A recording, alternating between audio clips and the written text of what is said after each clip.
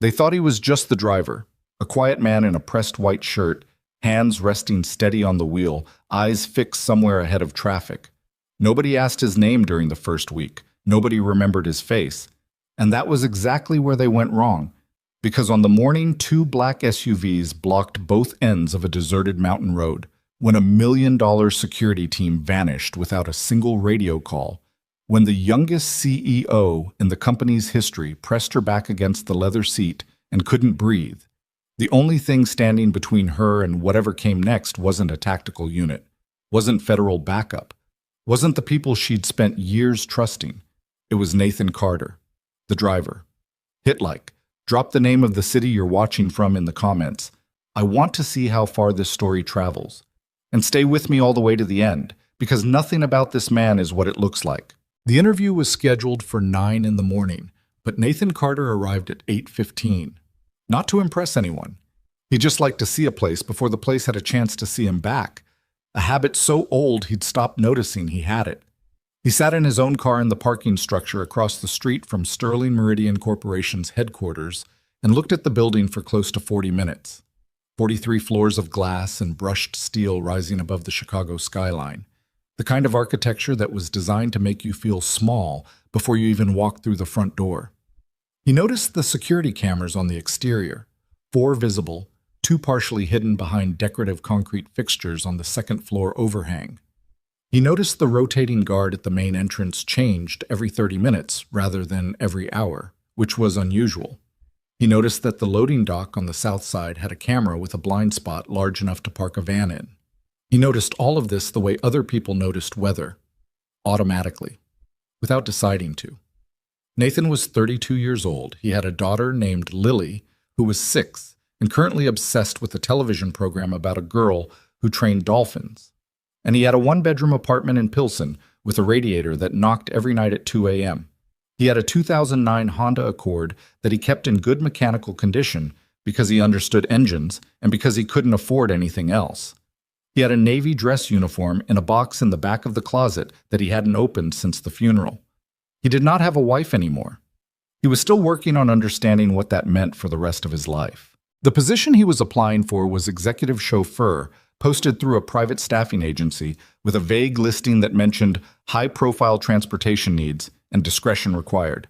The pay was almost 3 times what he'd been making doing security consultation work for small businesses, the kind of work that paid just enough to keep Lily in her school and him in the apartment. He needed the money. That was the honest reason he was here. He wasn't going to dress it up. He checked his tie in the rearview mirror, decided it looked exactly the same as it had 5 minutes ago, and got out of the car.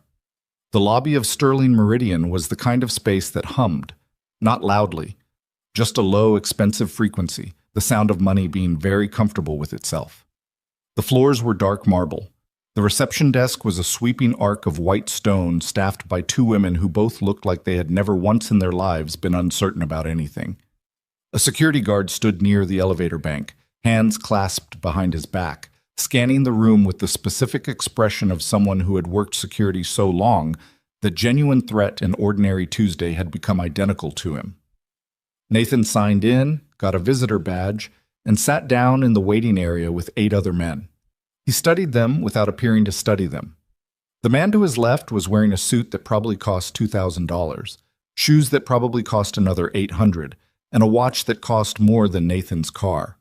He was reviewing something on a tablet with the focused energy of a man who had been impressive his entire life and expected to continue being impressive. The man 2 seats down was younger, maybe 27, aggressively relaxed in the way that people who are nervous sometimes become, legs spread wide, chin up, scrolling his phone with the practiced casualness of someone who wanted the room to know he wasn't worried. There was another man near the window who Nathan recognized from somewhere, took him a moment, then he placed it. Former Secret Service. The posture was unmistakable. The way the man's eyes moved across the room in a steady, methodical pattern without his head moving was something you couldn't fake and couldn't teach quickly. Nathan looked at his own hands for a moment. Then he looked back at the room. A woman in a crisp blazer appeared from a hallway and called the first name. The man in the expensive suit stood up and followed her without acknowledging anyone else in the room. Nathan settled back in his chair and waited. He was called fourth. The woman led him down a hallway lined with framed photographs. Sterling Meridian's History and Images, the company's founder in the 1970s, various milestones, various buildings, various handshakes between men in suits. At the end of the hall was a conference room with a glass wall overlooking the city. Inside were two people, a man in his mid-50s named Robert Hale, according to the nameplate on the table, who was head of executive operations, and a woman who was not sitting behind the table but instead standing near the window with her arms crossed and a coffee cup in one hand, looking out at the skyline. She turned when Nathan came in, and he understood immediately that she was the one running this interview, even though the nameplate was in front of the other man. Amelia Sterling was 30 years old and looked like she had spent most of those 30 years being underestimated by people who later regretted it. She was not particularly tall, not particularly intimidating in any obvious way. Medium height, dark hair pulled back, wearing a charcoal blazer over a simple white blouse. What she had was attention, the kind that landed on you with weight. She looked at Nathan the way someone looks at a problem they are genuinely interested in solving, not with warmth exactly, but with a specific quality of focus that he recognized. He'd known people like that. Most of them had been very good at their jobs in conditions where being bad at your job got people killed. "Nathan Carter," she said. Not a question. "Yes, ma'am." She glanced at his resume on the table, though he had a feeling she'd already read it. 12 years in the Navy, honorable discharge 18 months ago. Before that, some kind of specialized operations work, though the details are conveniently thin. She looked up. "Why the chauffeur position?" "The hours work with my daughter's school schedule," he said, "and I'm good at driving." Hale wrote something down. Amelia kept looking at Nathan. "Everyone says they're good at driving," she said. "Most people are," Nathan said. "I didn't say I was good at driving. I said I'm good at this specific kind of driving, which is different." Something shifted slightly in her expression. Not impressed, more like interested, the way a person gets interested when they've been asking a boring question for 3 hours and someone finally gives them a different kind of answer. "What's the difference?" she asked. "Road analysis, environmental awareness, understanding that your job isn't to get someone from point A to point B, it's to get them there in a way that accounts for everything that could go wrong between A and B and most of the things that can't be anticipated. It's threat assessment done at 40 miles an hour while maintaining a conversation that puts the passenger at ease." He paused. "And mechanical familiarity with the vehicle you're operating. You'd be surprised how many people skip that part." Hale was writing faster now. Amelia had uncrossed her arms. "Mechanical familiarity," she repeated. "A vehicle is only as reliable as the person responsible for knowing it," Nathan said. "I don't drive anything I haven't inspected myself." There was a pause. Then Amelia set her coffee cup down on the credenza behind her and said, "Come with me." The limousine was parked in the company's private underground garage. A black Mercedes-Benz S-Class Stretch, current year, polished to a finish that reflected the fluorescent ceiling lights in long curved lines. It was a beautiful vehicle. It had also been sitting in this garage for 3 days without being driven, according to the maintenance tag clipped to the driver's side mirror. 3 other candidates had been brought down here before Nathan. He knew because he'd counted the visitor badges at the security desk when he came through.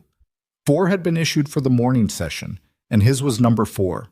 2 of the previous candidates, according to what Nathan could infer from the slight tension in Hale's expression when they arrived at the garage, had simply gotten in and demonstrated their driving.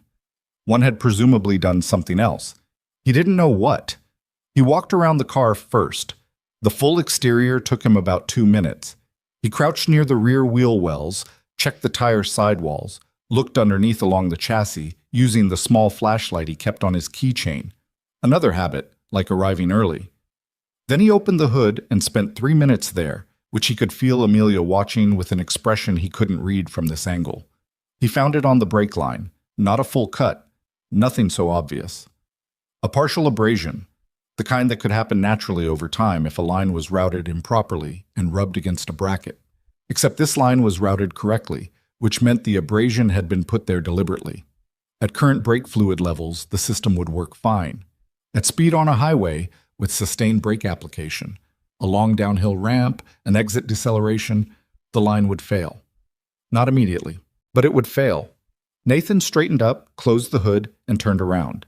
Amelia was watching him with an expression that had changed significantly from the conference room. "I won't drive this vehicle," Nathan said. Hale stiffened. "Excuse me?" "There's a partial abrasion on the rear left brake line. It's not accidental." Nathan looked at Amelia, not Hale. "Someone either did it deliberately or this car hasn't been properly maintained. Either way, I won't put a passenger in it." There was a long silence. Hale opened his mouth and closed it again. "Show me," Amelia said quietly. He showed her. She spent a long time looking at what he'd found, long enough that he understood she wasn't performing consideration. She was actually thinking.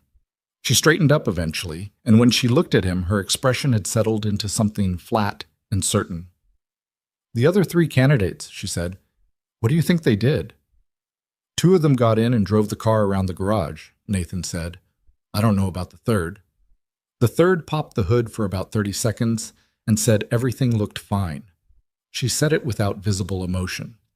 "How did you know to look at the brake line specifically?" "I didn't. I looked at everything." She nodded slowly, then she looked at Hale in a way that communicated something Nathan wasn't meant to interpret, and turned back to Nathan. "The position pays $92,000 a year with full benefits," she said. "You start Monday." Nathan had been prepared to negotiate. He'd been prepared for a second interview, a background check delay, a week of uncertainty. He was not prepared for this, and something in his expression must have shown it because, for the first time since he'd walked into the building, Amelia Sterling almost smiled.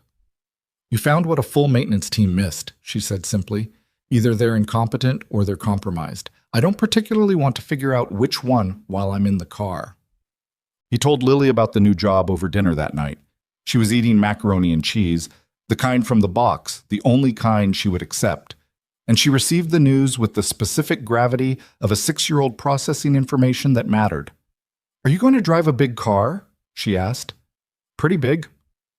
"Like a bus?" "No, more like a very long, regular car." She considered this. "Does it have a TV in it?" "Probably." "Can I ride in it?" "No, baby."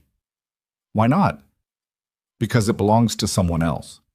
She seemed to accept this, though she held a grudge about it that expressed itself in a pointed silence for approximately 90 seconds before she asked if she could have more macaroni. He gave her more macaroni. He sat across from her and watched her eat, and thought about the brake line and about the way the abrasion had been positioned, not on the exterior of the line where it might be noticed during a casual inspection, but on the underside where you had to know what you were looking for. He thought about that for a long time after she went to bed. He sat in the kitchen with a glass of water and his phone and opened the notes application and typed 3 words, "Who maintains the car?" Then he sat in the quiet apartment with the radiator knocking somewhere in the walls and thought about what kind of company needed a driver who wouldn't notice something like that. Monday came with gray October sky and traffic on the 90 that moved like cold syrup. Nathan arrived at the Sterling Meridian garage at 7 a.m. for an 8 a.m. departure. The car had been replaced, same model, different vehicle, fresh maintenance tag. He inspected it anyway. 40 minutes. Every accessible component. He found nothing wrong, which told him either the problem had been isolated or someone had been more careful this time, and he filed both possibilities away without deciding between them. At 7:58, Amelia came through the garage door from the elevator with a leather portfolio under one arm, her phone in her other hand, and the expression of someone who had already been working for 4 hours.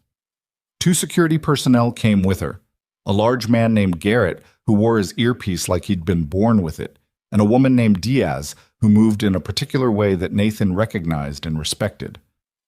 Amelia saw Nathan standing beside the car and stopped. "You inspected it," she said. It wasn't a question. "Yes, ma'am." "How long?" 40 minutes. She looked at him for a moment. "You know, most people would find that excessive." "I know." "I don't find it excessive," she said, and got in the car. The first 3 days were entirely ordinary, which, in Nathan's experience, was its own kind of information. Ordinary could mean nothing was wrong. It could also mean that nothing wrong had been allowed to be visible yet.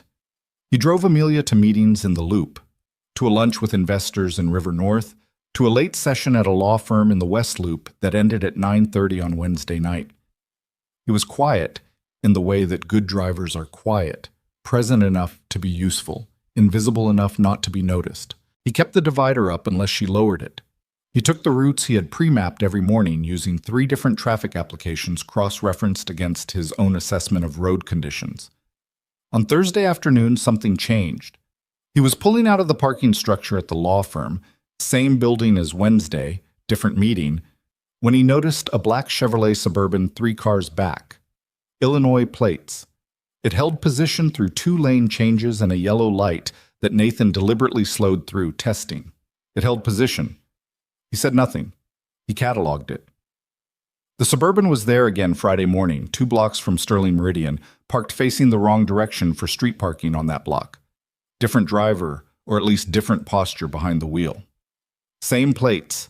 He ran the plates that evening using a contact from his previous consulting work, a former NCIS investigator named Paula, who now did freelance background work and owed him a favor from a case involving a shipping company in Gary 2 years back. Paula came back to him in 2 hours. The plates were registered to a leasing company based in Schaumburg. The leasing company had no online presence. The registered agent at the state level was a name he didn't recognize. The trail ended there, which was itself a kind of answer. He sat in his car outside Lily's after-school program and watched the traffic on Cermak, and thought about how people who follow other people are sometimes professionals and sometimes amateurs, and how the distinction mattered enormously in terms of what they were willing to do. Shunt. The second week brought a route change. It didn't come from him.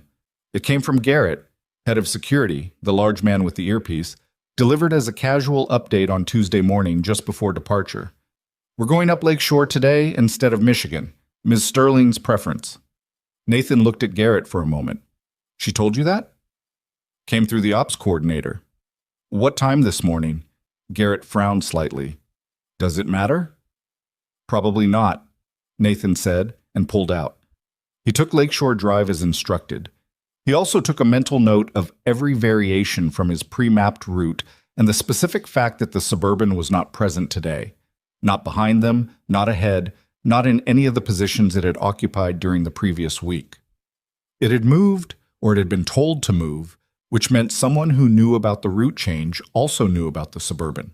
Nathan drove with both hands on the wheel and both thoughts in his head and said nothing to anyone. That night he sat at his kitchen table with a legal pad and wrote down everything he'd observed in 2 weeks. The brake line, the Suburban and its untraceable plates, the route change that hadn't originated with Amelia, the camera with the blind spot on the south loading dock. The way Garrett's eyes had gone just slightly unfocused when Nathan asked about the timing of the route change. Not evasive exactly, but careful in a way that distinguished itself from how he'd been careful before. He looked at what he had written for a long time. Then he wrote, "The problem is inside." He underlined it twice. He thought about calling someone, Paula again, or a former teammate he still had a number for, a man living in Boise now who did private security consulting and sometimes talked about nothing and sometimes talked about everything. He didn't call either of them. He didn't have enough yet. And in his experience, in a very particular kind of experience that he'd spent 18 months trying to stop thinking about, moving before you had enough was how situations became catastrophic instead of merely difficult. He put Lily to bed, sat on the edge of her mattress until she was asleep, watched her breathe for a while. She was the only person in the world with whom he had no habits to manage. He wasn't strategic around her. He wasn't quiet around her. He was just her father, which sometimes felt like the only true thing about him. He went back to the kitchen and added 2 more lines to the legal pad. Who changed the route? Who told them to? The tracking device was under the rear bumper, magnetically attached to the frame just above the exhaust housing. He found it on Thursday of the 3rd week during his morning inspection, which was why he did morning inspections. It was a commercial-grade GPS unit, not the cheapest you could buy, not the most sophisticated either, the kind of device that fell in the middle category where cost suggested purpose rather than abundance or poverty. It transmitted on a frequency he identified by running a basic RF scan, using an application he'd downloaded the previous week when he started to suspect the car was being monitored. He photographed it with his phone. 3 angles. He did not remove it. He sat in the driver's seat for 3 minutes and thought about what to do next. The options were, tell Amelia, tell Garrett, tell no one, or tell someone outside the company. He thought about each one. Telling Garrett would reveal that he'd found it before he knew whether Garrett's hands were clean. Telling no one was tactically useful, but morally complicated. He was being paid to protect her, and he was concealing a threat. Telling someone outside was correct protocol, but required first knowing who outside could be trusted, which he was not yet certain of. He decided on Amelia, directly, without going through channels. He waited until they were in the car that afternoon, 15 minutes into a crosstown drive, with the divider up, before he lowered it himself. She looked up from her portfolio. "What is it?" "I need 2 minutes of your time," he said, unscheduled. Something in his tone, not alarm, but a register she hadn't heard from him before, made her set the portfolio down. "Pull over." He pulled into a loading zone on Walker, put the hazards on, and turned in his seat. He showed her the photograph on his phone without saying anything first, let her see it and understand what she was looking at. "Is that under my car?" she said. "Yes, ma'am. Rear bumper, driver's side, mounted to the frame. I found it this morning." She was quiet for a moment, not frightened, processing. He'd already noticed that she didn't go to fear first. She went to information. "How long has it been there?" "I can't tell you precisely. I've been inspecting the car every morning for 3 weeks. It wasn't there as of last Thursday. Could have gone on any time between then and this morning." "Who knows about it?" "You and me." She looked at him steadily. "Why didn't you go to Garrett?" He held her gaze. "Because I don't know whether to." The silence that followed was the kind that told him she understood exactly what he meant. She didn't ask him to explain further. She looked out the windshield at the traffic on Wacker for a moment, and he watched something settle in her expression. A kind of clarity that came after someone stopped hoping a problem was smaller than it appeared. "What do you recommend?" she said. "Document it. Leave it in place for now so that whoever placed it doesn't know it's been found. And I need to tell you something else." He told her about the Suburban and the untraceable plates. He told her about the route change that hadn't come from her. He told her about the camera blind spot on the loading dock, which was smaller in itself but significant as part of a pattern. She listened to all of it without interrupting. When he finished, she was quiet for several seconds. "You've been running your own parallel operation," she said finally. "I've been doing my job," Nathan said. "I'm responsible for getting you where you're going safely. That's not possible if I don't understand the threat environment." "You haven't said anything for 3 weeks." "I wasn't certain enough. I am now." She studied him in a way she hadn't before. Not the analytical attention of the interview room, but something closer to genuine curiosity about who she was actually dealing with. "Your file says 12 years Navy," she said. "Specialized operations with thin details." "Yes, ma'am." "What kind of specialized?" "The kind I can't specify," he said. She nodded once, slowly. "All right." She picked up her portfolio. "Document everything you have. All of it.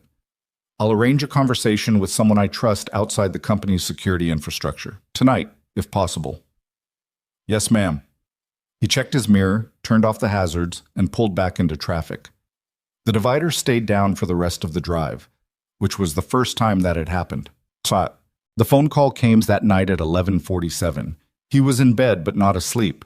He hadn't slept more than 5 or 6 hours at a stretch since leaving the Navy, a condition his doctor called an adjustment, and he called a permanent feature of being who he was now. His phone lit up on the nightstand. Unknown number. He let it ring 3 times, then answered. "Mr. Carter." The voice was male, deliberately modulated, the specific flatness of someone using software to alter their natural tone. "We know about your daughter, Lily, age 6, attends Henderson Elementary, 2240 South Millard, gets out at 3:15. Nathan's body went very still. Not frozen, he'd been trained out of freezing, but still in the way that a man goes still when every other faculty is engaged elsewhere. "Keep the car on its scheduled route Thursday morning," the voice said.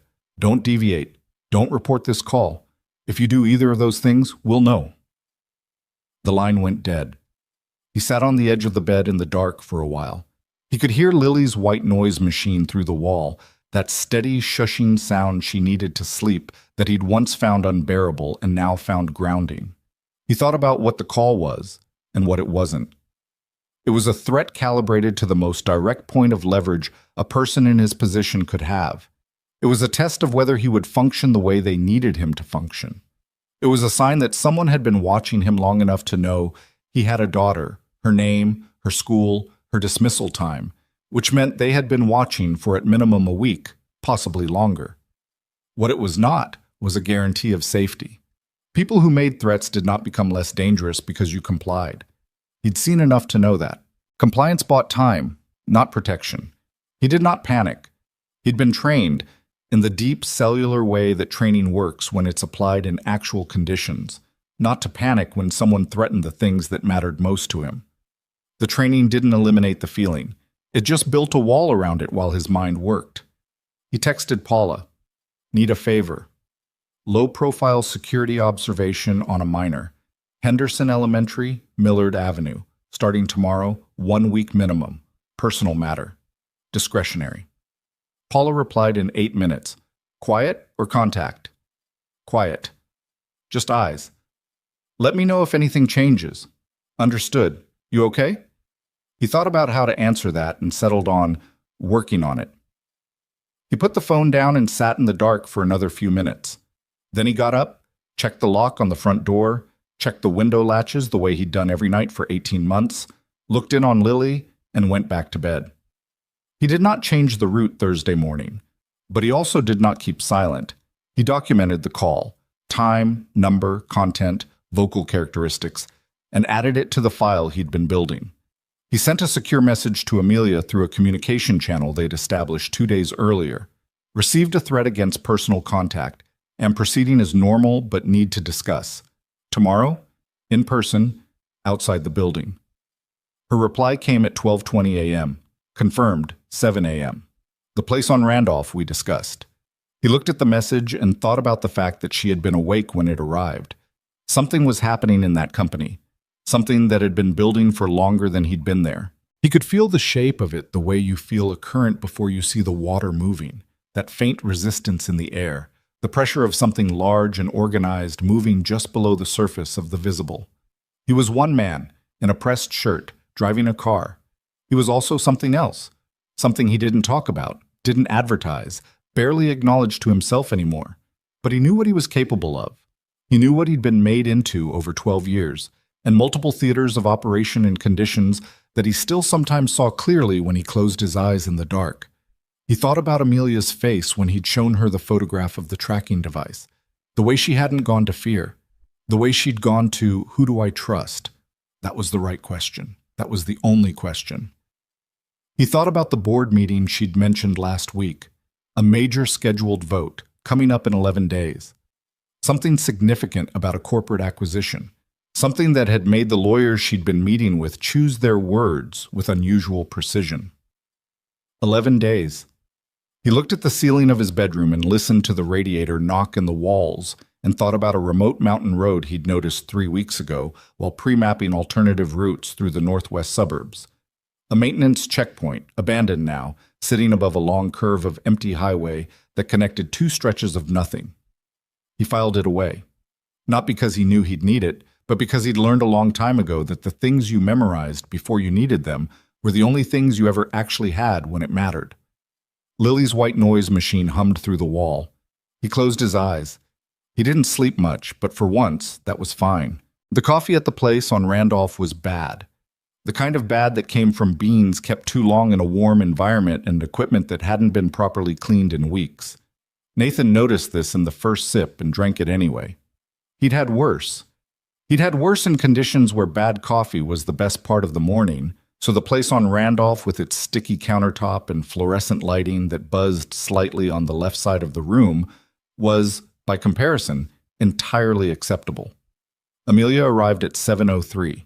She was in a dark coat, no portfolio today, hair down instead of pulled back, which made her look different enough from her public-facing image that he doubted anyone in the diner would recognize her. She sat across from him in the booth, looked at the coffee he'd ordered for her, and didn't touch it. "Tell me exactly what the voice said," she said. He told her, word for word, which he could do because he'd written it down at 12:30 in the morning and read it 3 times before he went back to bed.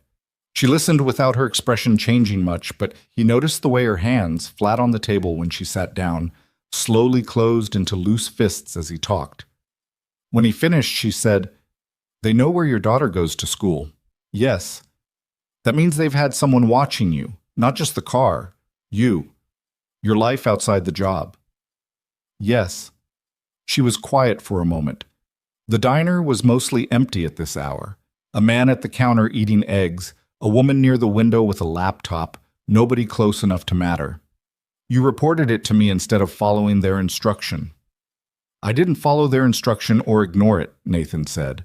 "I documented it and told you through a channel they don't know about. That's different from both options they gave me." She looked at him steadily. "Most people would have just changed the route. Most people would have just driven the car with the bad brake line, too." Something crossed her face that wasn't quite a smile.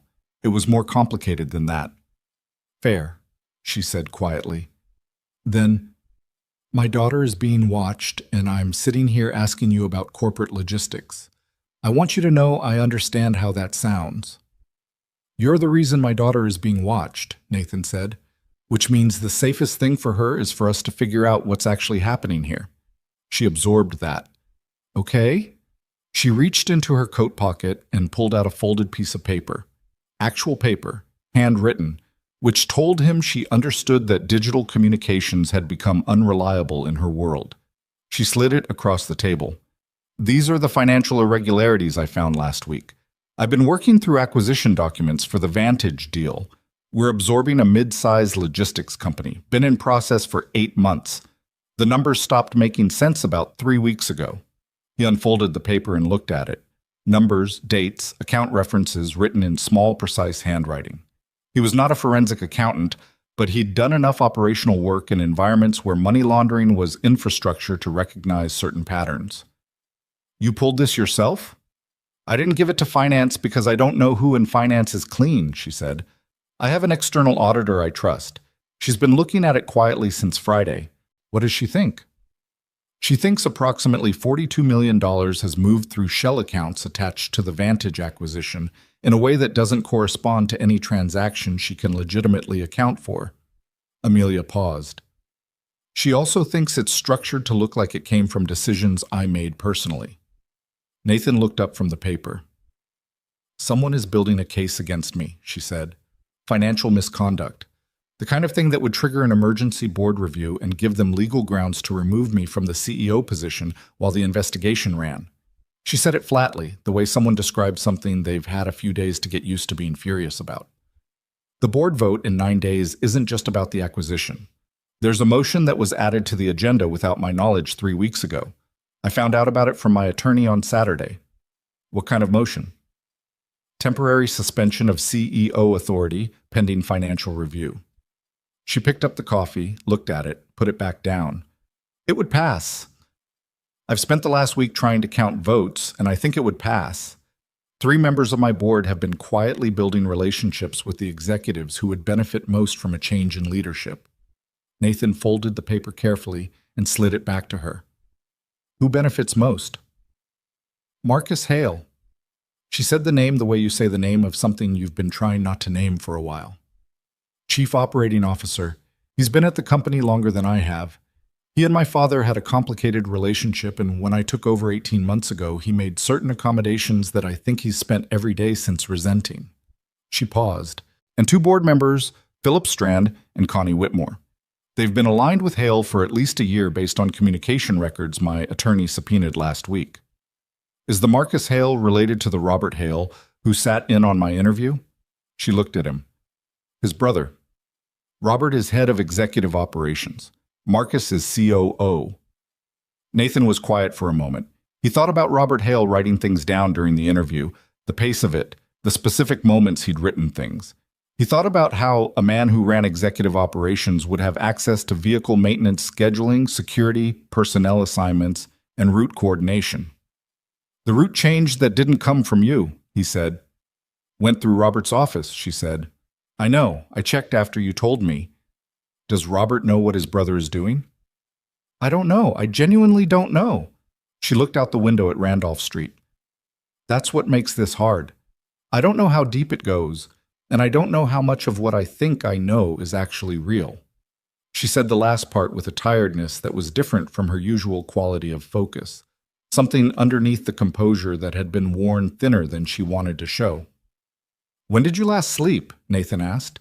She looked at him like she'd momentarily forgotten he was a person who might ask that. "Thursday," she said. "More than 2 hours at a stretch, I mean." "You need to sleep." "I'm aware." "I'm not saying it to be kind. I'm saying it because you're about to go into 9 days that will require you to be operationally precise, and people who don't sleep make mistakes in ways they can't see from the inside." She looked at him for a long moment. "You talk like someone who's run operations before." "I've driven long routes before," he said. She didn't push it, but he could see her filing something away, the same way he filed things. "What do I do about the tracking device?" she asked. "Leave it. We know it's there. That's an advantage as long as they don't know we know." "They told you not to deviate from the route Thursday. That's 3 days from now." "Yes." "What happens if you do deviate?" "They'll know, and they'll escalate." He wrapped both hands around his coffee cup. "But there's something I want to test Thursday that requires a deviation." "What kind of test?"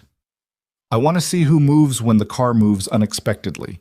If someone in the security team or in operations is feeding information about routes to whoever is following us, an unscheduled deviation should produce a specific reaction. Someone will make contact, adjust position, communicate." She considered this. "And if they make good on the threat against your daughter?" "I have someone watching her school as of this morning," he said. "Quiet surveillance. If anything changes, I'll know within minutes." She looked at him in a way that he was starting to recognize. Not surprise exactly, but the specific expression of someone recalibrating their understanding of a situation they thought they'd assessed correctly. "You arranged that last night." "After the call, yes." "Who is she?" "Former federal investigator. She's reliable." Amelia was quiet. Then, "You've been running a parallel operation since before you even told me about the tracking device." "Since the first week," he said, "when I noticed the Suburban." She exhaled slowly. It wasn't anger. It was something more complicated.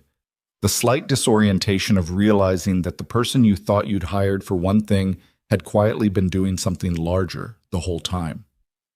"Why didn't you tell me sooner?" "Because I work for you," Nathan said, "not the other way around, and I needed to know what I was telling you before I told you." He met her eyes. "I also needed to know you were worth protecting."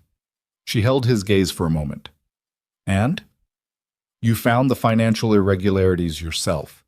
You didn't go to the board, didn't go to internal channels, went external and quiet. You came to a diner in your own neighborhood in a coat and your hair down so nobody recognizes you." He paused. "You're doing this right. Most people in your position don't do this right." She looked at the table for a second. It was the first time he'd seen her composure slip in a direction other than exhaustion. Something briefly and genuinely touched before she pulled it back. "Okay," she said. "Thursday. What do I need to do?" "Exactly what you normally do," he said. "Don't change anything about your behavior. Don't look at Garrett differently. Don't look at Robert Hale differently. The advantage we have right now is that they think I'm following their instructions, and they don't know about this conversation." "What about the surveillance software on my phone?" He went still. "What software?" She reached into her coat pocket again and produced her phone, already open to a screen he didn't immediately recognize. "My IT director found it Saturday night. He's the one person in the technology division I'm certain of. He's been with the company since my father's time, and there's nobody on earth who would pay him enough to flip." She held the phone out to him. "Someone installed monitoring software on my device. It captures keystrokes, reads messages, accesses the microphone when the screen is active." Nathan looked at the screen carefully. The application was disguised as a system utility, the kind of thing that would be invisible to a standard security scan if you didn't know what you were looking for. It was sophisticated. Not the most sophisticated he'd ever seen, but well above the level of an amateur. "When was it installed?" "Based on what Marcus found, my IT director, also named Marcus, which has been confusing this week, somewhere in the last 3 weeks, he thinks it was remote, triggered by a link I clicked in what looked like an internal communications message." A phishing attack inside the company's own network, Nathan said. Targeted. Specific. And it went to my device, not the company's general infrastructure. She took the phone back. Which means someone knows how to move inside our systems without triggering our security flags. Which means someone in IT or with IT level access is part of this. The shape of it was getting clearer, not cleaner, clearer. The difference between those two things was significant. What was emerging was not a simple power grab by one ambitious executive. This was layered. Financial fraud constructed to implicate Amelia, surveillance of her communications, tracking of her movements, a threat against Nathan's personal life to control his behavior, and a board vote positioned as the legal mechanism for everything else. Someone had been building this for months, possibly longer. Has your IT director, the one named Marcus, disabled the software? Nathan asked. Not yet. I told him to leave it active. Good. Same logic as the tracking device. Yes. If they're listening through your phone and they hear normal behavior, we maintain the advantage. He thought for a moment. I need you to have a specific conversation on that phone tonight. Something that will test a theory I have about who specifically is monitoring the feed. She raised an eyebrow. What kind of conversation? A fabricated one. With someone you trust, your attorney, your IT director, doesn't matter. I need you to mention a specific piece of false information about Thursday's route. Something believable. Then I want to see if anyone's behavior changes in a way that corresponds to that information. She understood immediately. A canary. Yes, ma'am. She nodded slowly. You're going to be careful, she said. It was not entirely a question. I'm going to be methodical, he said. Careful is for people who have the option of walking away. She looked at him for a long moment. Do you have that option? He thought about Lily eating macaroni from the box. He thought about the 6-year-old girl who wanted to know if the car had a TV in it. No, he said. Not anymore. They sat for another few minutes, working through details, and the bad coffee went cold between them. And outside on Randolph, the city was getting its Tuesday morning underway. Delivery trucks and early commuters, and a woman walking a very small dog in a rain jacket that matched her own. Ordinary life doing what ordinary life did. Right up against the edge of something that was not ordinary at all. The two things coexisting the way they always did, visible only to the people who knew what to look for. He drove her to the office at 8:15. Garrett was waiting at the garage entrance, arms at his sides, face professionally neutral. Nathan watched him in the rearview mirror as they pulled in and saw nothing definitive. But he also noticed that Garrett took his phone out of his pocket and looked at it for 3 seconds in a way that had no obvious operational purpose, and then put it away. He filed it. The days between Tuesday and Thursday moved like water, finding a level, slow, and inevitable, and carrying things you couldn't see on the surface. Nathan drove his routes. He said what he normally said, which wasn't much. He watched Garrett the way you watch a weather system. Not alarmed, just tracking. He watched Robert Hale's assistant on the second floor, who sometimes appeared in the garage at odd moments, with the vague explanations that people offered when they didn't want to explain themselves. He watched the Suburban, which had returned on Wednesday. Same plates, different parking location, this time on a side street east of the building where it had a sightline to the garage entrance. Wednesday evening, walking to his car in the staff parking structure, he found a piece of paper tucked under his windshield wiper. No envelope, no identifying marks. 4 handwritten words. Thursday. Stay en route. He stood in the empty structure and looked at it and understood that they were nervous. People who were confident didn't send reminders. The reminder meant something had changed in their calculus. Maybe the canary had worked and they'd picked up Amelia's fabricated phone conversation and were adjusting for it, or maybe they'd noticed some shift in behavior they hadn't expected. Either way, nervous was a state that produced mistakes. He put the note in his jacket pocket and drove home and made dinner and helped Lily with an art project involving an unreasonable quantity of glitter. And when she was in bed, he sat at the kitchen table and thought about what he knew and what he didn't and where the holes were. He knew the tracking device was there. The phone was monitored. The route change had come through Robert Hale's office. The Suburban was a fixed surveillance presence. Someone with IT access was inside the operation. The board vote was 9 days away, and Marcus Hale, the COO, was the most probable architect of everything. He didn't know exactly how many people inside the company were involved, what the specific plan for Thursday was, whether the threat against Lily was operational or purely deterrent, and what they intended to do with 48 hours if whatever they were planning on Thursday actually worked. 48 hours kept coming back to him. The call had mentioned Thursday's route and had been framed around compliance for that one event. The board vote was 9 days away. 48 hours of disruption, of Amelia being unavailable, unreachable, unable to function as CEO, would be enough to trigger emergency board authority, enough for a motion to be called and voted on without her present, enough for the financial misconduct narrative to land without her there to counter it. They didn't need to harm her. They needed to isolate her. He wrote that down. He stared at it. Then he picked up his phone and sent Amelia a single sentence through the secure channel. "They don't need to hurt you. They need 48 hours. Her reply came 11 minutes later.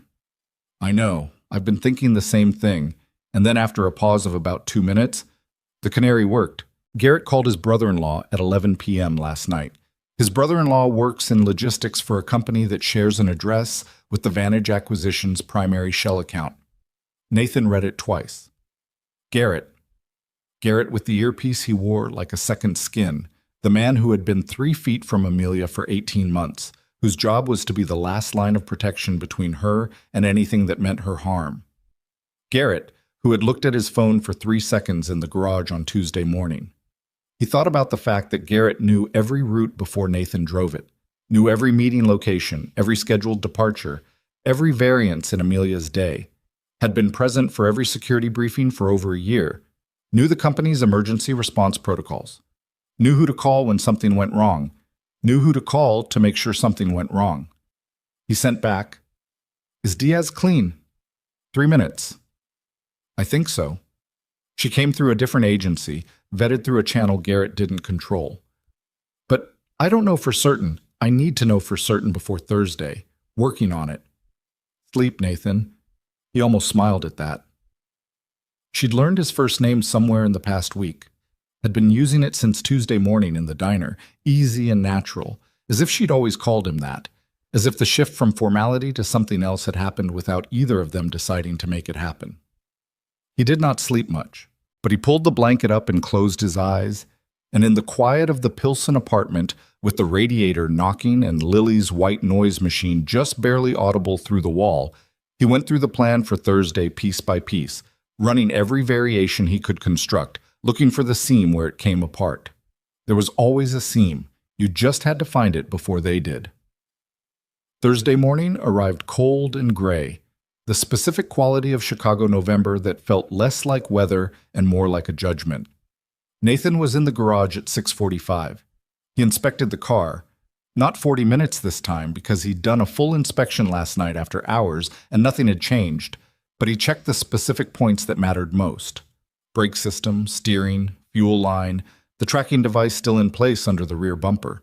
Then he checked the route one more time on the map application, memorizing not just the scheduled path, but every alternating street within a half-mile corridor, every loading zone, every parking structure, every point where a vehicle could exit a major artery and disappear into a grid of smaller streets.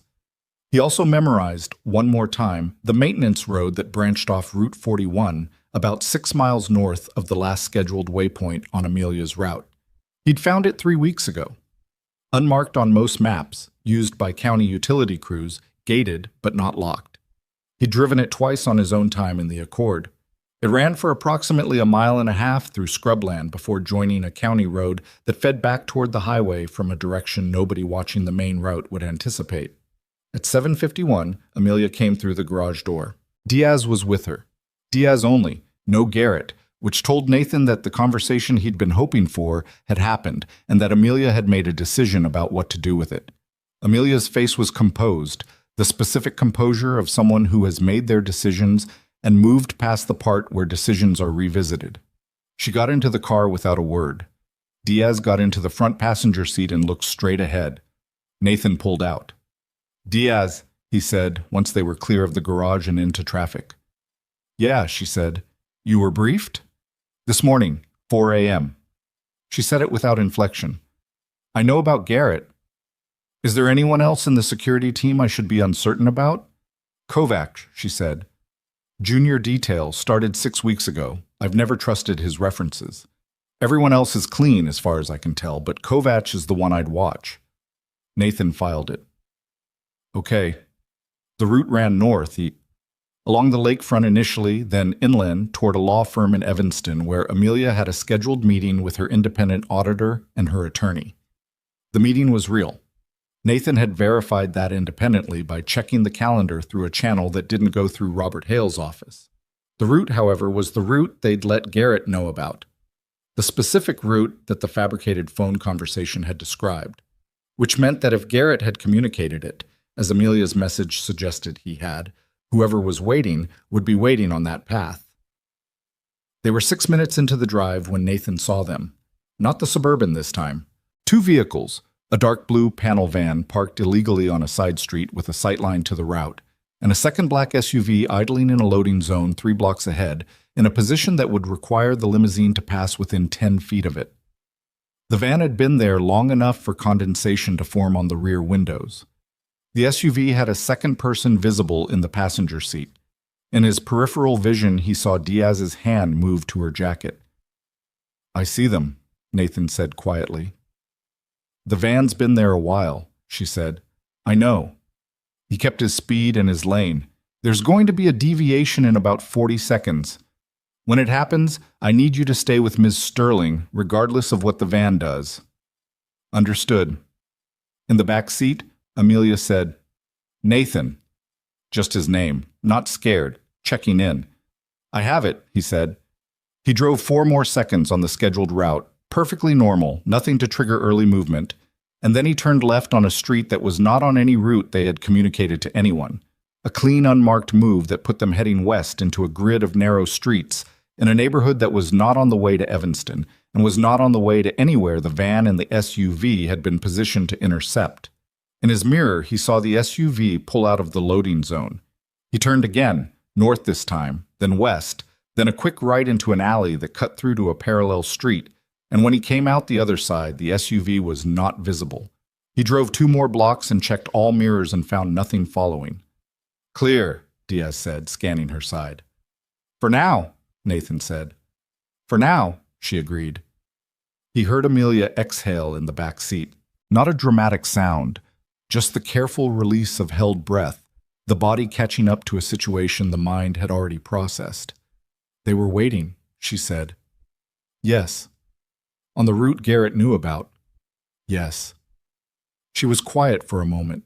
He drove with both hands on the wheel through the grid of side streets, taking a path no algorithm would have suggested, moving northwest by a route that required knowing the city rather than mapping it. Where are we going? She finally asked. Somewhere we can think for a few minutes, he said. Then we decide the next step. He found it 4 minutes later, a church parking lot in Rogers Park, empty at this hour on a weekday, screened from the street by a row of mature oaks that had lost most of their leaves but still created a visual barrier. He pulled in and cut the engine. For a moment, the 3 of them sat in the quiet car, and the cold light came through the bare branches and lay across the hood in thin lines. Then Amelia said, They weren't going to kidnap me. No, Nathan said. They were going to make it look like you did. He turned in his seat to look at her. She was pale. Not from fear, or not only from fear, but from the particular cold that came from understanding something fully for the first time. The false reports, she said slowly, working through it. If they stopped the car on a route that had been deviated from the scheduled path, on a route nobody authorized, and I was missing for 48 hours while an anonymous tip went to the financial press about the misconduct documents they've been building, and Garrett filed a report saying the driver had gone off route without authorization, you'd be the CEO who disappeared, Nathan said, and I'd be the driver who took you. The silence that followed was the kind that came from truly seeing something ugly for the first time, not just grasping the concept, but actually seeing it, the architecture of it, the careful, patient construction of a trap built from 100 legitimate-looking components, the shell accounts, the financial documents, the tracking device to monitor movement, The surveillance software to intercept communications. Garrett inside the security apparatus. Robert Hale managing route information. Someone in IT enabling the phone access. All of it converging on a Thursday morning in November, calibrated for exactly 48 hours, built to be irrefutable by the time anyone started asking the right questions. They used my daughter, Nathan said. Not loud, not heated, just a statement of fact placed in the room like an object. Amelia looked at him. I know, she said quietly. I want you to know that's the part I take personally, he said. Everything else is a problem to solve. That part is personal. She held his gaze. She didn't offer reassurance or apology or anything that would have been inadequate. She just held his gaze and nodded once, and he understood that she understood, and that was enough. Okay, Diaz said from the front seat. What do we do now? Nathan looked at the bare oaks beyond the windshield for a moment. He thought about what they had. The tracking device, the surveillance records Paula had been compiling on the Suburban, the communication between Garrett and his brother-in-law, the financial documents with the external auditor, the canary result, the note under the windshield wiper, the phone with the monitoring software still active, and the very important fact that the people who had built this trap had just watched their asset deviate from the controlled route without them understanding why. They would be scrambling right now, adjusting. Nervous people adjusting quickly made different kinds of mistakes than nervous people waiting. The board vote was in 8 days. He thought about the abandoned checkpoint above Route 41 that he'd driven twice in the Accord. Secure, isolated, far enough from any monitored environment that a conversation could happen without anyone listening. A place to put everything on the table and make a plan. There's somewhere we can go, he said. We won't be followed there, and I think we need a few hours to put everything together in one place before anyone makes another move. A few hours, Amelia said. The materials you have, the materials I have, what Diaz knows about the security structure, what your auditor has found, we need all of it in one place, visible, so we can see the whole shape of it. She looked at him for a second. And then? And then we figure out how to take it back, he said. He started the car. The oaks moved slightly in a wind that had come up off the lake, bare branches scratching a pale sky. He pulled out of the parking lot and pointed them north, toward the highway, toward the place above the mountain road where the abandoned checkpoint sat in its clearing, and the city fell away below, and the whole complicated wreck of the last 3 weeks could finally be seen from a distance. His phone buzzed once on the seat. Paula. All clear at Henderson. Your girl is fine. She's wearing a yellow hat today. He read it at a red light, exhaled once, put the phone down, drove. The maintenance road off Route 41 had no name on any map Nathan had found. It appeared on one county utility survey from 11 years ago as Service Access 7C, and on nothing else. The gate at the entrance was a simple swing bar mounted in concrete posts, painted orange once and now mostly rust, secured with a padlock that Nathan had opened twice before with a bump key he kept on his ring next to the car keys. The third time was the same as the first two. The bar swung inward, and he drove through, and Diaz got out and swung it closed behind them and got back in without being asked. The road itself was unpaved, compacted gravel over clay, running through a corridor of scrub brush and second-growth trees that had taken over what was once a utility easement. It was rough enough that the limousine, not a vehicle designed for unpaved surfaces, moved with a careful, unhappy quality that Nathan compensated for by dropping to about 8 miles an hour and picking the line the way you picked a line on a trail. Amelia held the armrest in the back seat and said nothing. Diaz braced her hand on the dashboard. After 1.5 miles, the road opened into a clearing. The abandoned checkpoint sat at the far end, a prefabricated structure about the size of a double-wide trailer, its windows boarded over with plywood that had warped in several winters of weather. A chain-link fence around a small yard that had been overtaken by tall grass, now dead, and flattened by frost. Beside the structure was a covered overhang that had once sheltered county vehicles, the corrugated metal roof still mostly intact, drooping slightly on one end where a support post had settled. Nathan pulled under the overhang and cut the engine. The silence was immediate and total in a way that city people sometimes found unsettling, and Nathan found something close to comfortable. Wind moved through the dead grass outside. Above the tree line, the sky was the same pale gray it had been all morning, flat and low, the kind of November sky that promised nothing and delivered exactly that. "This is where we're thinking," Amelia said, looking through the window at the checkpoint building. "Nobody's coming up that road without us knowing," Nathan said. "And nobody knows this road exists." "You knew it existed." "I looked for it." She got out of the car. Diaz got out and immediately began a quiet perimeter check, moving around the clearing with the specific, unhurried attention of someone who had been trained to look for things before being surprised by them, which made Nathan trust her more than he already did. He retrieved the document bag from the trunk, the one he'd loaded that morning before departure with everything he'd accumulated over the past 3 weeks. His legal pad notes, photographs of the tracking device, the RF scan records, Paula's surveillance reports on the Suburban, the timeline he'd built of every anomalous event from the brake line to the note under his windshield wiper. Amelia had her own materials.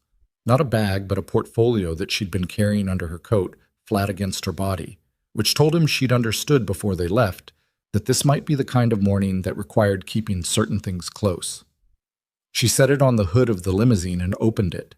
They stood at the hood of the car under the corrugated roof and spread everything out and began. It took almost 20 minutes just to lay it all in order. Amelia's financial documents alongside Nathan's surveillance records, alongside the timeline of Garrett's movements that Diaz contributed from memory, filling in gaps from the security detail schedule she'd been running in her head for weeks, because she was the kind of person who kept those things in her head the way other people kept grocery lists. When it was all out and visible, the picture was large enough that they had to step back slightly to see all of it at once. "Walk me through the money first," Nathan said to Amelia. She pointed at a sequence of account references. "The Vantage acquisition is structured through a holding entity. Standard practice, nothing unusual. What my auditor found is a secondary channel running parallel to the main acquisition account. 42 million moved through it over 6 months in transfers that are sized and timed to stay below automatic reporting thresholds." She paused. "But the transfers aren't random. They correspond to specific dates." "What dates?" She looked at him. "Board meetings. Every major board session over the past 6 months has a corresponding transfer, usually within 48 hours after. The amounts vary, but they aggregate to approximately 14 million per session." Nathan looked at that for a moment. "Payment structure," he said. "That's what my auditor thinks. 3 board members, 3 tranches, 3 meetings." She pulled out a separate sheet. "The accounts receiving the money are offshore, but my auditor traced the beneficial ownership of 2 of them through a chain of nominee directors to entities that share legal representation with companies owned by Philip Strand and Connie Whitmore." "Your 2 compromised board members?" "Yes. And the authorization signatures on the transfers, the ones that appear in the acquisition documents, are structured to look like they came from my office. My name appears on 2 of the authorization forms. I did not sign them. Forged, or generated using a digital signature key that was compromised." She looked at Nathan steadily. "Which would require someone with access to our internal finance systems at the administrative level. Which brings it back to the IT access problem," he said. "Which brings it back to whoever put the software on my phone." Diaz had returned from the perimeter and was standing at the edge of the overhang, listening. "The IT access," she said. "You said your IT director found the monitoring software. What's his read on who inside the company could have deployed it?" "He gave me 3 names," Amelia said. 2 of them are junior administrators who he's monitored since Saturday and who show no anomalous behavior. The third is a senior systems architect named Gerald Pruitt, who has been with the company for 9 years and who has not come into work since last Wednesday." "Since before the Canary," Nathan said. "Yes." "Which means either he saw something coming and left voluntarily, or someone told him to make himself scarce." "Marcus," Amelia said. She said it the way she'd been saying her COO's name for the past week, with the specific flatness of someone who had finished being surprised and was now only tired of it. "Marcus Hale has the relationships, he has the authority. He's been here long enough to know every system, every person, every pressure point." She looked at the document spread across the hood. "I keep thinking about the timeline. He would have started building this the moment I took over, 18 months. He spent 18 months making it look like loyalty while he built every piece of this." "Did your father trust him?" Nathan asked. She was quiet for a second. My father trusted him because Marcus had been here since the beginning, because he knew the company better than almost anyone. She looked out at the dead grass beyond the fence. My father trusted a lot of people based on duration rather than evidence. I've spent 18 months trying to be smarter than that. You found the financial irregularities yourself, Nathan said, before anyone told you to look. It took me too long. It took you 3 weeks. The people building this had 18 months. She looked back at him. Something in her expression shifted slightly. Not softened exactly, but acknowledged. That's a generous read. It's an accurate one. Diaz pulled her coat tighter against the cold that was working through the gaps in the corrugated roof. We have 8 days to the board vote, she said. What we have right now is compelling, but not courtroom ready. The financial documents need chain of custody. The surveillance records need authentication. The Canary result is useful intelligence, but it's not evidence without the phone records showing what Garrett actually communicated. My auditor can certify the financial chain of custody, Amelia said. She's been documenting her process. The suburban surveillance is documentable, Nathan said. Paula can produce logs, photographs, timestamps. Garrett's phone records, Diaz said. That's the one that needs a legal mechanism. You can't compel those without cause. We don't need to compel them, Amelia said slowly.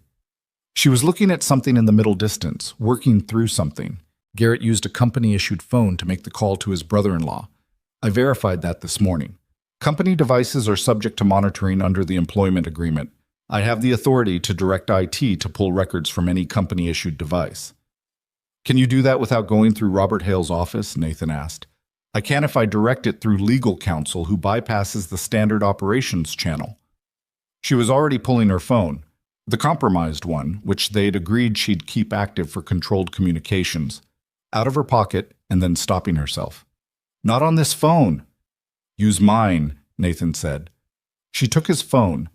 She dialed a number from memory and waited 3 rings. Carol, she said when it connected. Her voice shifted register slightly. Not warmer, but more direct, the way people get when they're talking to someone who can actually do something. It's Amelia. I need you to pull device records for employee ID G4471, Company Mobile, last 14 days and route a copy to me through your office secure channel. Yes, now. Yes, I'll hold. She held for 2 minutes. Nathan watched the clearing. A crow landed on the fence post at the far edge of the yard, considered the situation, and flew away. He thought about Garrett and how long Garrett had been in that position and how many times Amelia had trusted him with her physical safety based purely on the assumption that the people assigned to protect you were actually protecting you. He thought about how many assumptions like that he'd watched get people hurt. Thank you, Carol, Amelia said. Yes, keep it in your office until I tell you otherwise. She ended the call and handed Nathan his phone back. 2 hours, she said. She'll have the records in 2 hours. Then we wait, Nathan said. They didn't wait idle. While Diaz worked the perimeter again with the careful repetition of someone who needed movement to think, Nathan and Amelia went through the timeline piece by piece, filling gaps, identifying what they had and what they were still missing. The work was slow and often went sideways. Documents that seemed to connect turned out to require additional verification. Sequences that looked like proof turned out to be circumstantial when you examined them honestly. And twice, Amelia put her hands flat on the hood of the car and closed her eyes for a moment in the way that people do when they're trying to find the bottom of their patience. She didn't have a coat heavy enough for the temperature, and he could see her getting cold in increments, the slight set of her shoulders, the way she kept her arms close to her body. He went to the trunk and found the emergency kit he kept there, a habit left over from another life, and pulled out the thermal blanket folded inside it. Here, he said. She looked at the silver emergency blanket with an expression that under other circumstances might have been funny. Is this a car emergency kit item? Yes, ma'am. It's going to look ridiculous. It'll be warm. She took it without further argument and wrapped it around her shoulders. And she did look somewhat ridiculous, a CEO in a charcoal blazer, wrapped in a crinkled silver emergency blanket, standing at the hood of a limousine in an abandoned checkpoint clearing on a gray November morning.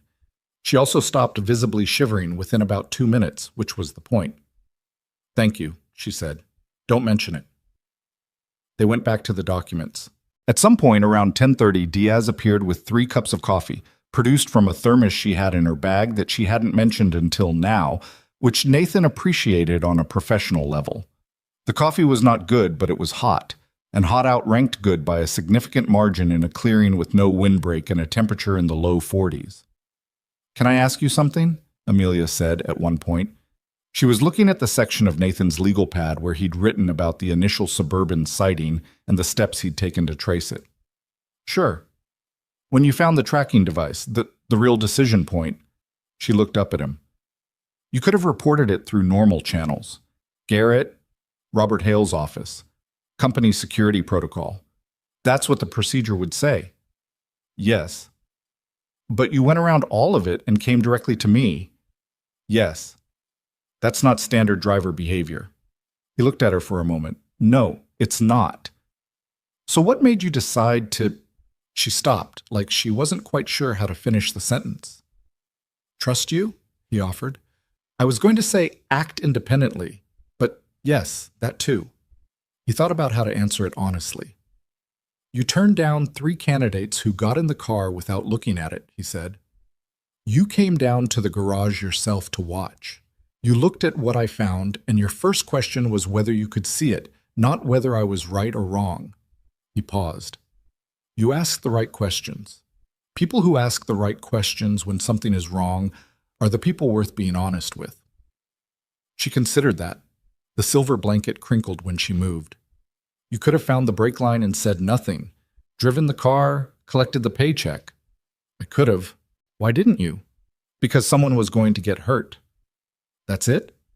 That's always it, he said, and he meant it without drama, without any additional weight, just the plain fact of it, the thing that had been true about him since before he'd had language for it.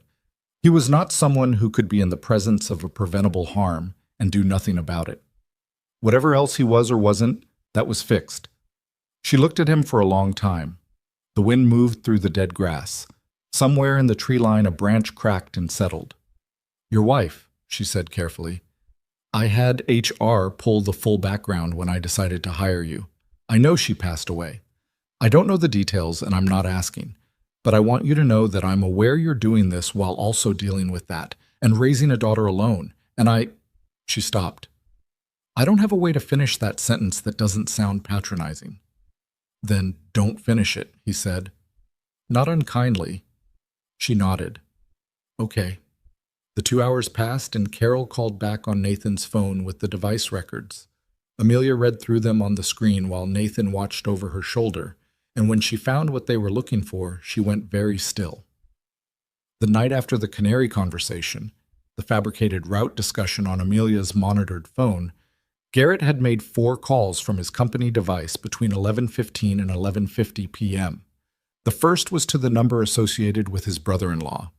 The second and third were to numbers that Amelia didn't recognize but wrote down. The fourth was to a number she did recognize, and when she read it, her expression closed in a way Nathan hadn't seen before. Who is it? He asked. Marcus Hale's personal cell, she said. And there it was. The clean line from Garrett to the man at the top of it. Not circumstantial, not inferential. A phone record from a company device, legally accessible, showing the direct connection between the man inside Amelia's security detail and the man who had spent 18 months building the architecture to take her down. Diaz said quietly, That's it. That's not everything, Amelia said, but it's enough to start. She looked at Nathan. We need to get back to the city. We need to talk about what happens when we get back, he said. They know this morning didn't go the way they planned. They know the car deviated. They've had 3 hours to adjust whatever they were going to do next. What do you think they do next? Accelerate, he said. The 48-hour window was built around Thursday. They've lost Thursday. They still have 8 days before the board vote, which means they have time to try again, but they also have the problem that we're now running our own operation, and they don't know what we know. He looked at the documents on the hood. They'll make a move soon, probably before tomorrow morning. What kind of move? The safest thing they can do is push the misconduct narrative before we can undermine it. Get the financial fraud story out through a friendly channel, a journalist, a board member, someone who can put it in public before we have our counter-evidence assembled. He paused. Or they push the narrative that you're missing, that the driver took you off route. The false kidnapping, she said. Yes, which means we need to be visible and credible before they can establish that story. Amelia started gathering documents, sorting them into the portfolio with quick, sure movements. The silver emergency blanket slid off her shoulders, and she didn't stop to pick it up. I need to be in front of my attorney and my auditor with all of this today. Together, in person, in a room that isn't connected to any building my COO has access to. She looked at Nathan. Can you get me there without being followed? Yes. And I need Carol to preserve those device records through the company's legal hold system before anyone has a chance to go. Already done, he said. Tell her to do it the moment you called her, while you were on hold. She stopped, looked at him. I didn't tell you to do that. No, ma'am. A beat of silence. You anticipated it. It was the obvious next step. She looked at him for another moment, and something in her expression changed. Not dramatically, just a small shift, the particular look of someone who has stopped being surprised by a person and started being something else. Grateful, maybe, or something adjacent to it that didn't have a clean name. Let's go, she said. They loaded everything back into the document bag and the portfolio. Diaz stowed the thermos and made one final pass of the clearing, picked up the silver blanket from the ground and folded it efficiently and handed it back to Nathan, who put it back in the emergency kit.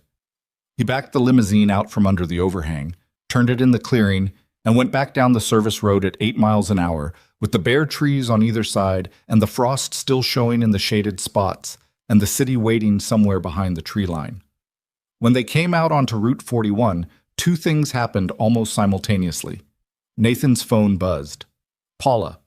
Escalation at Henderson. Unknown male approached the school fence line at 11:40, appeared to photograph the entrance, left when the duty officer approached. I have him on camera, sending images. And in the rearview mirror 4 car lengths back on Route 41, a black SUV pulled out of a rest area and settled into traffic behind them. Not the same vehicle as this morning. Different plates. Same profile. We have a tail, Nathan said. Flat, no alarm in his voice. Diaz turned and looked and turned back. Route 41 south. They'll be able to stay with us all the way into the city without standing out. I know. Options? He was already running them. Route 41 south for approximately 6 miles before the interchange where 3 different highway options branched.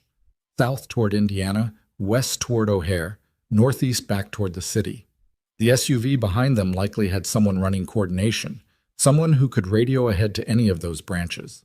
A simple route change wouldn't lose them. And he couldn't do what he'd done this morning, the grid of side streets, because they were in open territory now, not the city, 2 lanes each direction with no useful exits for the next 3 miles. He looked at his mirrors and thought about what he knew about this road from the 2 times he'd driven it in the Accord. 3 miles ahead was a construction zone that had been active for 6 weeks, a bridge replacement on the southbound side that compressed traffic to 1 lane and created a backup that sometimes stretched a mile. During the backup, vehicles moved at 5 miles an hour or less. In that condition, maintaining a follow distance of 4 car lengths became mathematically impossible without making it obvious you were following. Hold tight, he said. He maintained speed in lane and let the SUV believe it had an untroubled tail. He watched the mirror and watched the road and counted distance, and when the construction zone appeared ahead, the orange signs, the line of brake lights beginning to bloom in the gray morning, he let the limousine slow naturally with traffic. 1 car among many, nothing distinctive. The SUV slowed behind him. 4 car lengths became 3 as the compression began. Then Nathan did something that wasn't on any map and wasn't in any protocol.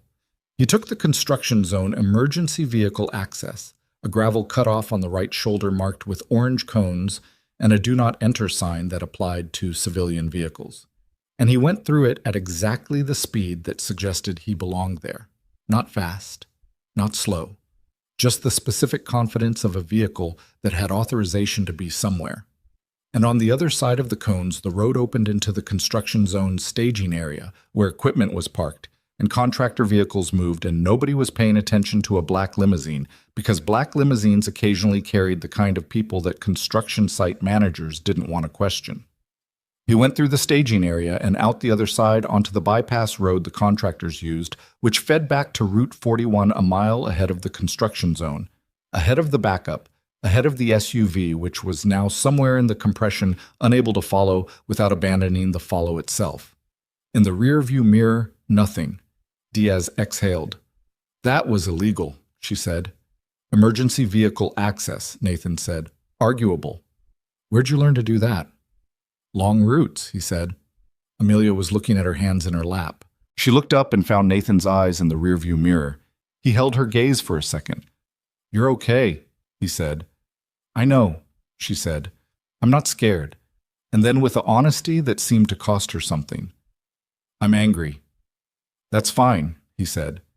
Angry is useful. Scared isn't. She nodded once and looked back out the window at the passing landscape. He drove. He thought about the image Paula had sent, the unknown man at the school fence, photographing the entrance, gone when approached. A message, deliberate, calibrated. We can reach what you love. He thought about Lily in her yellow hat. He thought about the white noise machine and the radiator and the small apartment that he'd made into something that felt, on most nights, like enough. He thought about what Amelia had said in the clearing, the sentence she hadn't known how to finish. He'd let her not finish it. But he'd understood what she'd meant. She'd meant, I see you, all of it, not just the part that's useful to me. And it was something. He wasn't sure what to do with it yet, but it was something. His phone buzzed again. A different number this time, one he recognized. His former teammate in Boise, a man named Ray Kowalczyk, who had once spent 4 days in a river valley with Nathan under conditions they'd agreed never to describe to anyone, and who now did private security consulting and sometimes texted about nothing and sometimes about everything. The text said, heard a name today. Marcus Hale, Chicago. You know it? Nathan read it twice, then he replied, how'd you hear it? Ray. Client in the M&A space. Someone's been shopping a story about a Sterling Meridian CEO and financial misconduct. My client was approached by a journalist looking for corroboration. My client thought it smelled wrong and called me. I thought it smelled like you. So it had already started. The narrative push, the misconduct story being placed before they'd had time to build the counter, before the attorney review, before the financial documents were authenticated, before the device records were in legal hold. He typed, tell your client don't touch it. Story's fabricated. I need 2 days. Ray. You have 2 days? I'm working on it. Ray. Always are. Stay in one piece. He put the phone down and looked at the road ahead and thought about 2 days and what 2 days required and how much of what they had was enough and how much was still not quite enough. And the cold November landscape passed on either side, flat and brown and specific in the way that real things were specific. Not beautiful, not ugly, just exactly what it was. There's something else, he said. Amelia looked up from the portfolio in her lap. They've already started pushing the misconduct story to journalists. Someone approached a media contact looking for corroboration this morning. She absorbed this without visible reaction, but he saw her jaw tighten. How do you know? A contact of mine. He's reliable. Then we have less time than 8 days. We have less time than 8 days, he confirmed. She looked out the window. He could see her doing what she did, not panicking, going to information, going to the next question, the next move. The auditor, she said, she can have authenticated documents ready by tomorrow morning. The device records are in legal hold. The surveillance documentation from your contact, I can have that formatted and chain of custody clean by tonight. My attorney needs to brief 2 independent board members, the ones I trust, before this story breaks publicly. If they have the counter evidence in hand before the narrative lands, the misconduct claim dies on arrival. She was sitting forward now, the portfolio open on her knees, writing something on one of the pages. And I need to find Gerald Pruitt, the IT architect who disappeared. If he went quiet because he knew what was coming, he's either scared or he's protected. Either way, he's a witness. Either way, Marcus doesn't want him found. She looked up. Can your contact, the investigator, Paula, Can Paula find someone who doesn't want to be found? If they're findable, Nathan said. Yes. Find him, she said. He noted it. They were 40 minutes from the city now. The highway ahead was clear, the construction zone behind them, the tail gone or repositioned somewhere he couldn't see yet. He kept checking his mirrors every 15 seconds, the systematic pattern of someone for whom paranoia and professionalism had long ago become the same thing. Nothing obvious followed them. That meant nothing. It meant they were either clean or being followed by someone better than this morning's team, and he had no way to know which from the highway. What he knew was that they had today. They had tonight. They had tomorrow morning to get everything assembled and in the right hands before the story broke and the narrative locked and the board was presented with a version of events that had been 18 months in the building and was designed to be believed. 8 days to the vote. Maybe less if the story moved fast. Maybe one day if a major publication ran it before they were ready. He thought about what Ray had said. You have 2 days? He thought about the construction zone access road and the abandoned checkpoint and the maintenance road with no name on any map, and the way he'd driven the Accord through both of them twice before he ever needed to use them. He thought about the things you memorized before you needed them. Nathan, Amelia said. Yes, ma'am. We're going to do this. He didn't answer right away. He looked at the road and the flat gray sky and the city beginning to show itself at the edge of the horizon, the first high buildings dark against the clouds, the skyline of a place that contained Lily in her yellow hat, and an apartment with a knocking radiator and a legal pad full of notes that added up to something he hadn't been sure about until this morning. Yes, he said. We are. He drove. Paula found Gerald Pruitt at 6:40 in the evening in an extended stay motel off I-90 near Rosemont, the kind of place that charged by the week and didn't ask questions, and had a parking lot full of vehicles that belonged to people who were between something and something else. He was registered under a different name but had used his actual credit card at the gas station attached to the motel, which Paula described as the single most avoidable mistake a person trying to disappear could make, and which told Nathan that Gerald Pruitt was not a professional at being hidden. He was just a scared man who had grabbed a bag and driven until the city was behind him and then stopped because he didn't know where else to go. Nathan drove out there alone. He left Amelia at her attorney's office in the West Loop, a woman named Carol Vance who had a conference room with no windows facing the street and a personal policy against company-issued communications devices inside her building, both of which Nathan approved of, where Amelia and the auditor and 2 independent board members she'd reached by phone that afternoon were assembling everything into something that could be presented. He left Diaz with them. He took the Accord, not the limousine, because the Accord was anonymous in a way the limousine could never be, and drove west on I-90 with the city lights behind him and the dark flat landscape of the near suburbs opening up ahead. The motel was called the Lakeview Inn, which was optimistic given that it was approximately 14 miles from any lake. Room 114 was at the far end of the ground floor, corner unit, parking space directly outside the door. The instinct of someone who wanted to be able to see his car from the window, who was sleeping with one ear open even if he didn't know why that instinct had kicked in. Nathan knocked twice, waited, knocked once more. The door opened on a chain. One eye appeared in the gap. The eye was bloodshot and frightened and belonged to a man in his late 40s who looked like he hadn't slept in 4 days. Gerald Pruitt, Nathan said. Not a question. Who are you? The voice was rough, dry. My name is Nathan Carter. I work for Amelia Sterling. I need 10 minutes of your time. The eye in the gap moved, checking the parking lot behind Nathan. You alone? Yes. How did you find me? Gas station receipt, Nathan said. Next time, use cash. A long pause. The chain came off. The door opened. Gerald Pruitt was a heavy-set man who had recently lost weight in the sudden, visible way that stress produced. Clothes that fit a month ago now hanging slightly wrong. A looseness at the collar that spoke to something rapid and involuntary. He let Nathan in and closed the door and stood with his back against it like he needed the support of the wall. The room had a laptop on the desk, 3 fast food bags in the trash, a suitcase that had been opened but not unpacked, and a legal pad with handwriting that covered both sides of 6 or 7 pages. The television was on with the sound off, a news channel, the closed captions running in white text across the bottom of the screen.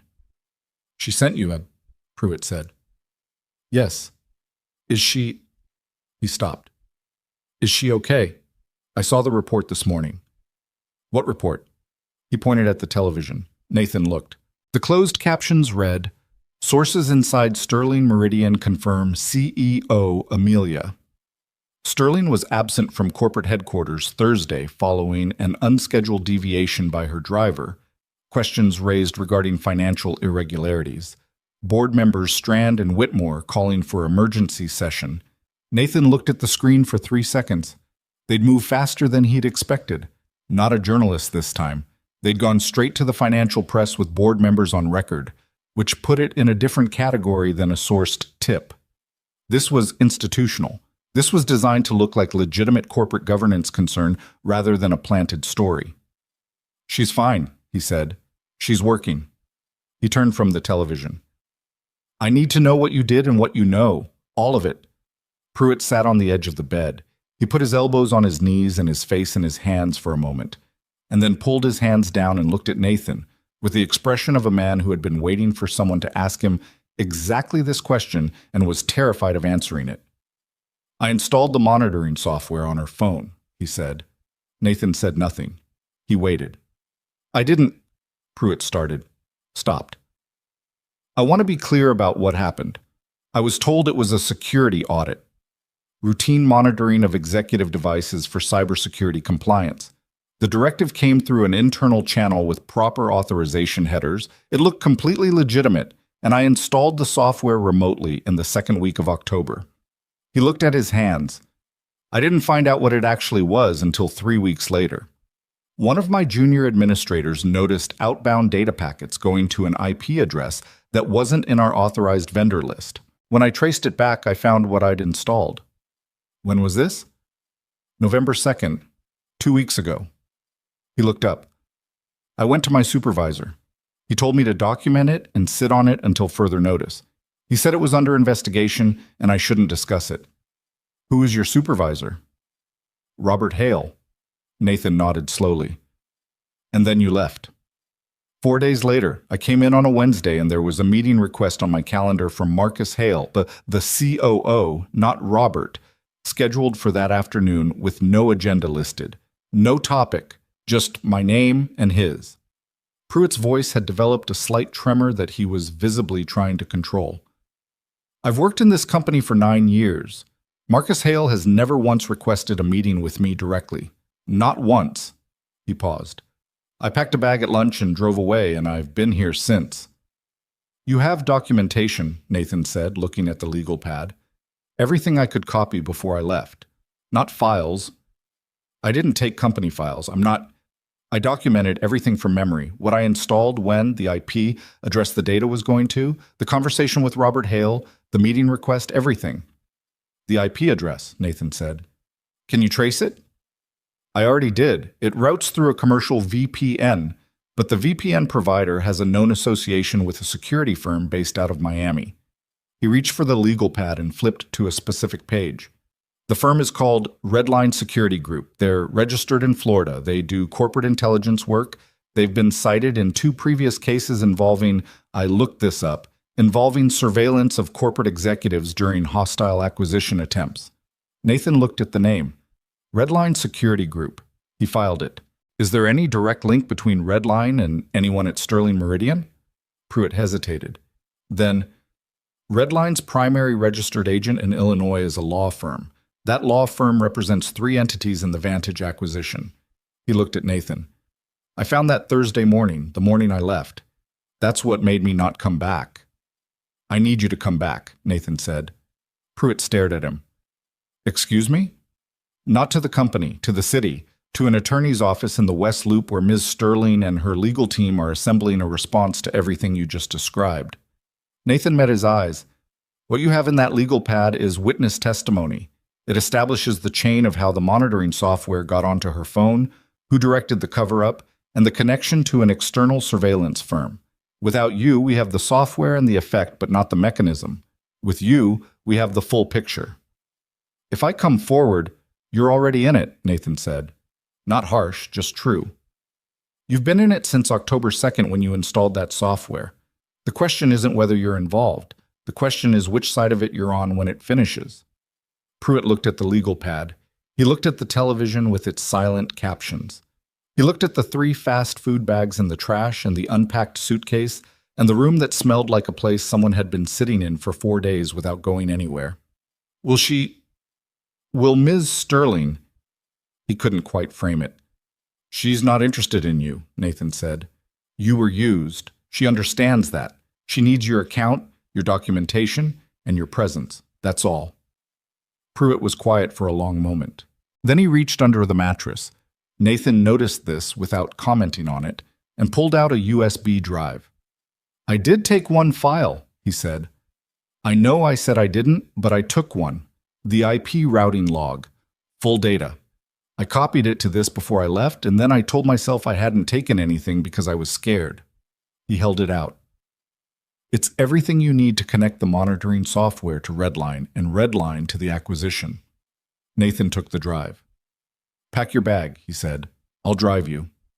They arrived at Carol Vance's office at 8:22. Nathan had texted ahead. Amelia was in the conference room with Carol, with the auditor, a compact woman in her 60s named Frances, who wore reading glasses pushed up on her head and had the specific energy of someone who had been doing forensic accounting long enough to find corporate fraud less shocking than personally offensive, and with 2 board members Nathan hadn't met yet, a woman named Beatrice Okafor, who chaired the audit committee and who had apparently been Amelia's quiet ally for most of the past year, and an older man named Howard Wren, who said very little and took notes on a yellow legal pad, and whose handwriting was, Nathan noticed, extremely small and extremely precise. When Nathan brought Gerald Pruitt through the door, Amelia looked at him for a moment and then looked at Nathan with something that wasn't quite relief, but was in that neighborhood. Sit down, Mr. Pruitt, she said. Her voice was even, not warm, but not punishing. We have a lot to get through tonight. They worked for 4 hours. It was not elegant. Frances and Carol argued twice about evidentiary standards and chain of custody protocols, the specific arguing style of people who respected each other and had no time to be delicate about it. Howard Wren asked questions that seemed tangential until you followed them to their destination, at which point they turned out to be the only relevant questions. Beatrice Okafor made 3 phone calls from Carol's landline that she described only as board maintenance, which Nathan understood to mean she was working her relationships on the board's independent members before the story that was already on the financial wire had time to shape their understanding. Pruitt gave his account twice, once informally, once formally on record with Carol documenting, and produced the USB drive and the legal pad pages and held up reasonably well considering he was a man who had spent 4 days in a motel room running on fear and takeout. He shook during parts of it. He corrected himself twice when he got details slightly wrong, both times before anyone else caught it, which Nathan marked as a sign of genuine rather than performed honesty. Nathan sat in the corner and stayed out of the way. This part was not his. He'd done what he could do, which was drive and observe and accumulate and connect, and now the work had moved into a domain where he was not the relevant expertise. He watched and drank bad coffee from a machine in the hallway, and at 10:15 stepped outside to the building's side entrance to call Paula. The school, he said. Still clear. I've been on rotation. Nothing since the fence incident this afternoon. Can you stay on it through the weekend? Already planning to. You okay? Working on it. You say that a lot. It's usually true. Paula made a sound that was approximately a laugh. What's actually happening, Nathan? I've been running surveillance for 10 days and reading financial news about your CEO, and now there's something on the wire about a kidnapping. It's not a kidnapping, it's a fabricated narrative designed to remove her from her position. And you're in the middle of it. That's where the car went. A pause. You want backup? I have 2 people I trust who can be in Chicago by morning. He thought about it. Genuinely thought about it, which was different from reflexively declining. Maybe. Let me get through tonight. I'll know more by morning. Just say the word. He went back inside. Amelia was standing at the window of Carol's office, Carol having vacated the office itself for the conference room, which was now the operational center of everything, with her arms folded and her back to the door. Nathan came in quietly and she didn't turn. "The board vote," she said. "Strand and Whitmore filed paperwork this afternoon to move it to Monday, 3 days from now." He stopped. "They can do that?" "Under the emergency provision, a motion can be accelerated with signatures from 2 board members and approval from the company's general counsel." She turned. "Our general counsel is a man named David Park, who has been with the company since my father's time, and who I have trusted completely for 18 months. He read her expression. "Has." "David Park approved the motion at 4 p.m. this afternoon." She said it steadily, but he could hear the specific quality underneath it. The sound of someone absorbing a betrayal from a direction they hadn't anticipated, which was different from the betrayals you'd already mapped and prepared for. "He's been with us for 11 years. He had dinner at our house. He knew my mother." Nathan didn't offer anything. There wasn't anything to offer that would make that smaller than it was. "So Monday," he said. "Monday. We have 60 hours. She unfolded her arms and looked at the window, at the dark city outside. "Is it enough?" He thought about what they had: the financial documents with Francis's authentication, Pruitt's testimony and the USB drive establishing the surveillance chain, the device records proving Garrett's communication with Marcus Hale, the suburban surveillance from Paula, the tracking device, photographed and documented, the note under his windshield wiper, the communication timeline that Diaz had contributed, 2 board members in the next room who were now in possession of all of it and who had the standing to present it formally. "What we have is enough to tell the true story," he said. "Whether it's enough depends on whether the board is willing to hear it." "Beatrice thinks we have 5 votes," Amelia said. "Maybe 6. We need 7 to block the suspension motion." 5 and maybe 6 isn't 7. "No." She turned from the window. "The 7th vote is James Calloway. He's been neutral on the Hale alignment. He hasn't signed anything, hasn't attended the side meetings that Strand and Whitmore have been running, but he also hasn't committed to me. He's been on this board for 22 years. He knew my father well, and he knew Marcus Hale before I was in this building." She paused. "He's going to make his decision based on what he believes is true, not on politics, which means if I can get in front of him tonight or tomorrow with everything we have, he'll look at it and decide." "Where is he?" "His house in Kenilworth. Carol is calling him now." As if on cue, Carol appeared in the doorway. "He'll see you tomorrow morning, 8 a.m., his house." She looked at Amelia. "He said if you're coming to him directly instead of sending through channels, he wants to know why." "What did you tell him?" "That you'd explain in person." Carol pushed her glasses up. "He also asked if the financial press story was accurate. I told him that was something you'd address tomorrow." She looked between Amelia and Nathan. "I also told him you'd be bringing your security person." Nathan looked at Carol. "You told him about me?" "Beatrice told him about you," Carol said. "She said you were," and I'm quoting her directly, "the reason we have anything to work with at all." She retreated back to the conference room with the specific efficiency of a woman who delivered information and then got out of the way. Amelia looked at Nathan. He looked back at her. "Kenilworth," he said. 8 a.m. I'll drive." She almost smiled. Not quite. Too much pressure on too many sides for a real smile to find its way through, but almost. "You always drive," she said. "It's the job." "Is it still the job?" she said. And she meant it as something more specific than it sounded. She meant, after all of this, after the clearing and the maintenance road and the 4 hours in a conference room and the motel in Rosemont and whatever was coming in the next 60 hours, was it still just a job, in the plain sense? Was that still the word for it? He thought about how to answer that honestly. "It started as a job," he said. She nodded. "Okay," she said, and went back to the conference room. He stayed in Carol's office for a while, alone with the city outside the window.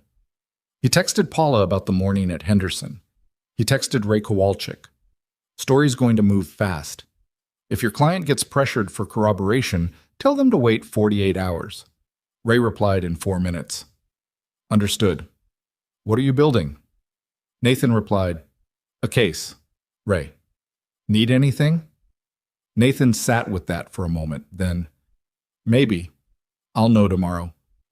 He put the phone in his pocket and thought about James Calloway and his house in Kenilworth, and what it would take to sit across from a 22-year board member and lay out in plain terms what had been built inside his company over 18 months by someone he'd known for longer than that. The answer was everything they had, presented honestly, without overselling, and without omission. The same way you briefed any operation, not the version that made you look better than you were, the actual version, with the gaps admitted and the uncertainties named. He'd learned a long time ago that the briefings that tried to hide their own weaknesses were the ones that fell apart under pressure, and that the briefings that named their weaknesses first were the ones that got believed. He went back to the conference room and worked until midnight. There was a moment around 11 when Francis was walking Howard Wren through the acquisition account structure for the third time, and Pruitt was reviewing his written statement for accuracy, and Beatrice was on the phone again in the corner, speaking in a low voice to someone Nathan couldn't identify, when Amelia sat down in the chair next to him and didn't say anything for a moment, and he didn't say anything either, and they just sat there side by side in the organized chaos of it, two people in the middle of something large looking at all the pieces of it spread across a conference table. "How are you doing?" he asked. Not the professional version of the question, the actual version. She took a breath. "I'm scared," she said, quietly, like it was something she'd been keeping back and had decided briefly to put down. Not about the company, about being wrong about people I trusted. She didn't look at him. "David Park, Garrett. I wonder what else I've been wrong about that I haven't found yet." He thought about the right response and discarded 3 of them before settling on. "You found the financial irregularities. You went to the right external auditor. You trusted the right people in your security detail. You made a decision about me in a parking garage based on evidence rather than resume." He paused. "Your ratio's pretty good."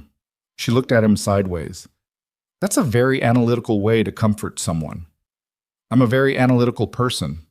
"You're really not, though," she said, and she said it gently, like she was giving him something back.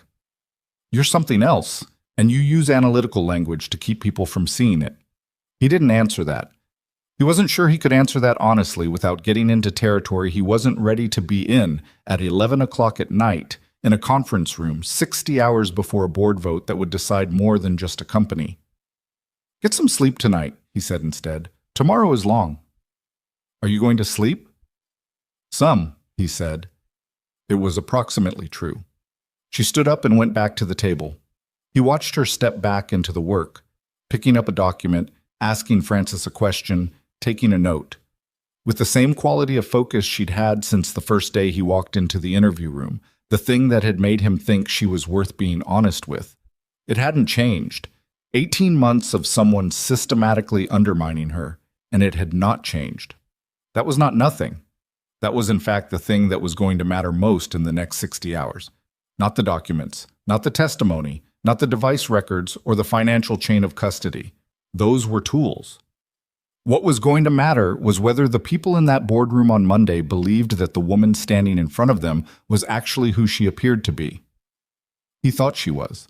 He'd thought so since the parking garage, and he'd learned to trust the judgment that came from watching people under pressure because pressure was the only condition that showed you what was actually there. Comfortable circumstances revealed nothing. It was the bad mornings and the cold clearings and the moments when the obvious safe choice was available and someone chose differently that told you who you were actually dealing with. She'd chosen differently at every turn. So had he. And here they were. He packed up what he needed and said goodnight to Carol and nodded to Diaz and drove back to Pilsen in the Accord with the city quiet around him at midnight. He checked on Lily, asleep, the white noise machine doing its work, one arm thrown out to the side in the boneless way of children who had never learned to be tense while sleeping. He stood in her doorway for a minute. He thought about the man at the school fence with the camera, about what they'd been willing to use to control him.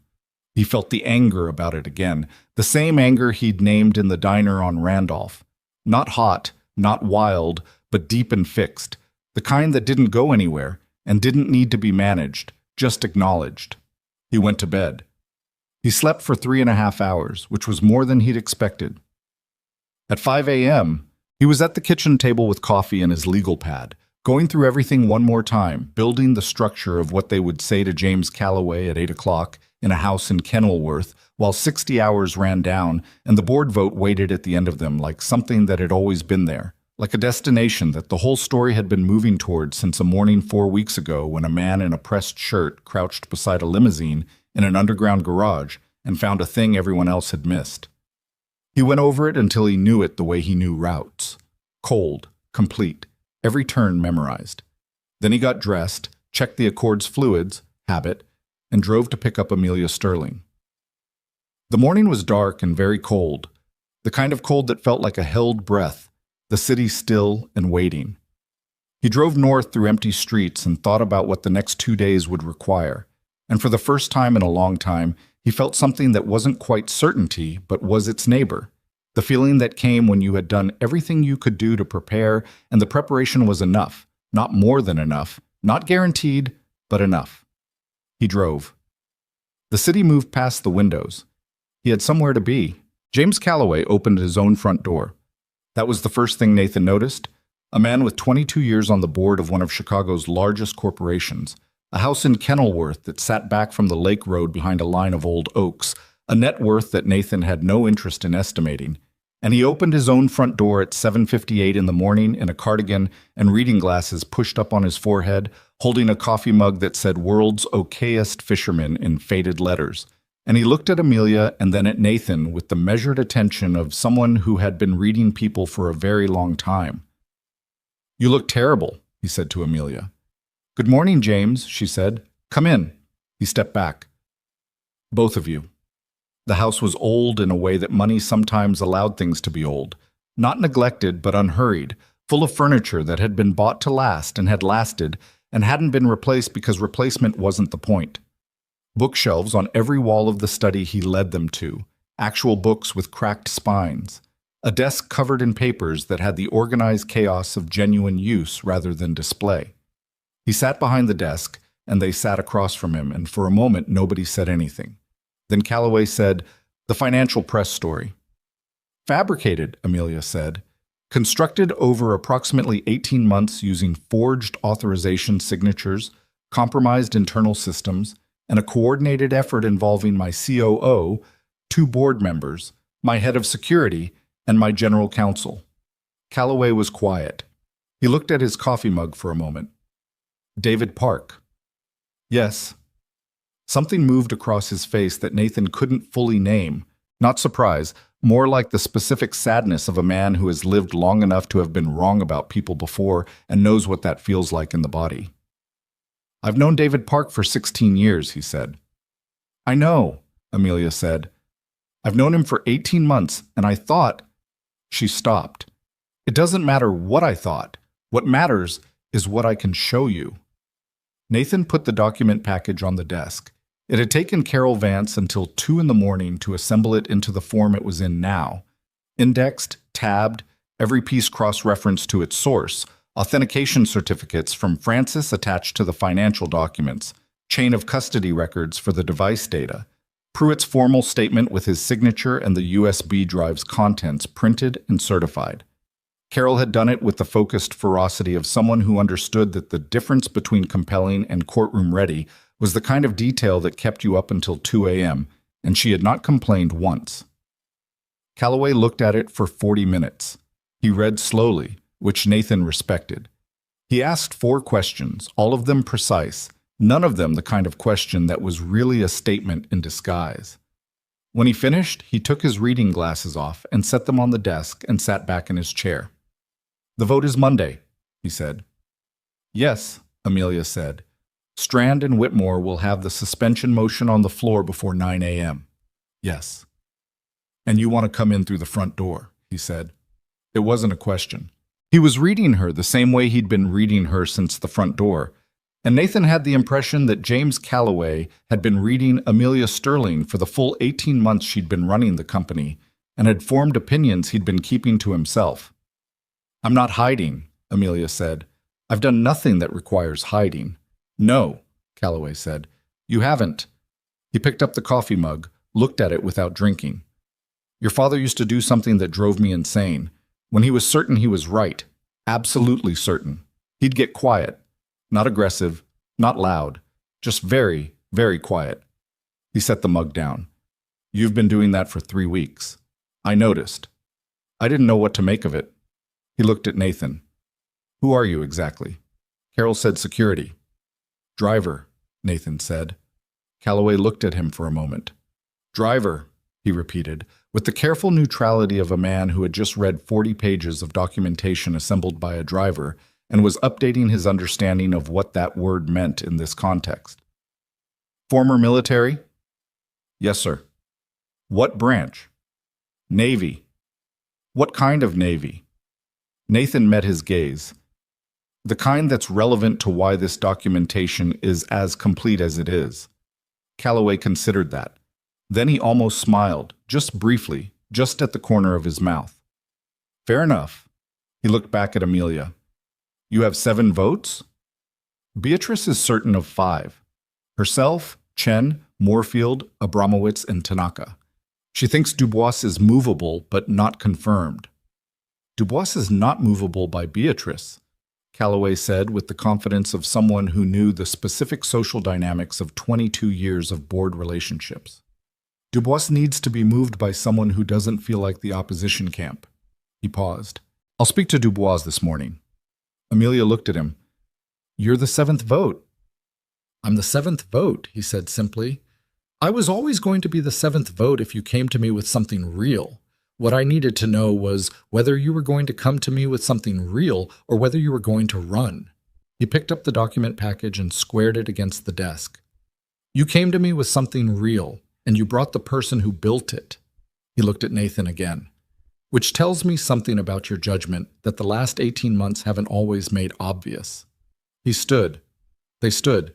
He extended his hand to Amelia, who shook it, and then to Nathan, who shook it. Monday morning, he said. Be in that room before 9. Don't go in the side door. I wasn't planning to, Amelia said. I know. I just wanted to say it.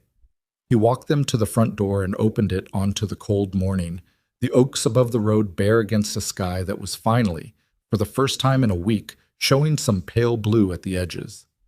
Get some rest this weekend if you can. You sound like him, Amelia said. I'll take that as a compliment, Calloway said. Drive safely. He looked at Nathan when he said it, which Nathan understood was not incidental. They walked to the Accord. Nathan started the engine and sat for a moment before pulling out, running through the next 48 hours the way he always ran through routes. Forward, backward, every variation. He'd asked Paula to maintain the school watch through Monday. He'd sent Ray Kowalczyk a message that morning asking him to be reachable. Diaz was meeting them at Carol's office at noon to go through security arrangements for Monday's board meeting. All of it was as assembled as he could make it with what he had. 7 votes, Amelia said from the passenger seat. 8 if Calloway gets to Dubois. He'll get to Dubois. She was looking out the window at the Kenilworth Street, the quiet Saturday morning of a wealthy suburb, a woman walking a retriever, someone putting out a recycling bin. Ordinary life, right at the edge of something that was anything but. How are you feeling? She asked. He thought about the honest answer. Cautious, he said. We have what we have. That's enough to tell the truth.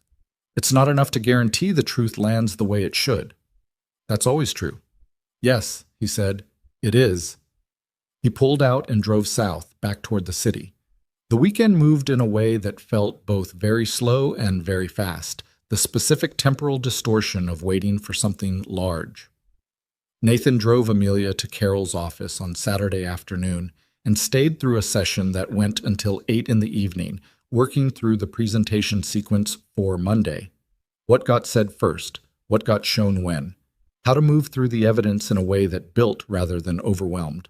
How to anticipate the specific objections that Strand and Whitmore would raise and have the answers ready before the objections finished landing.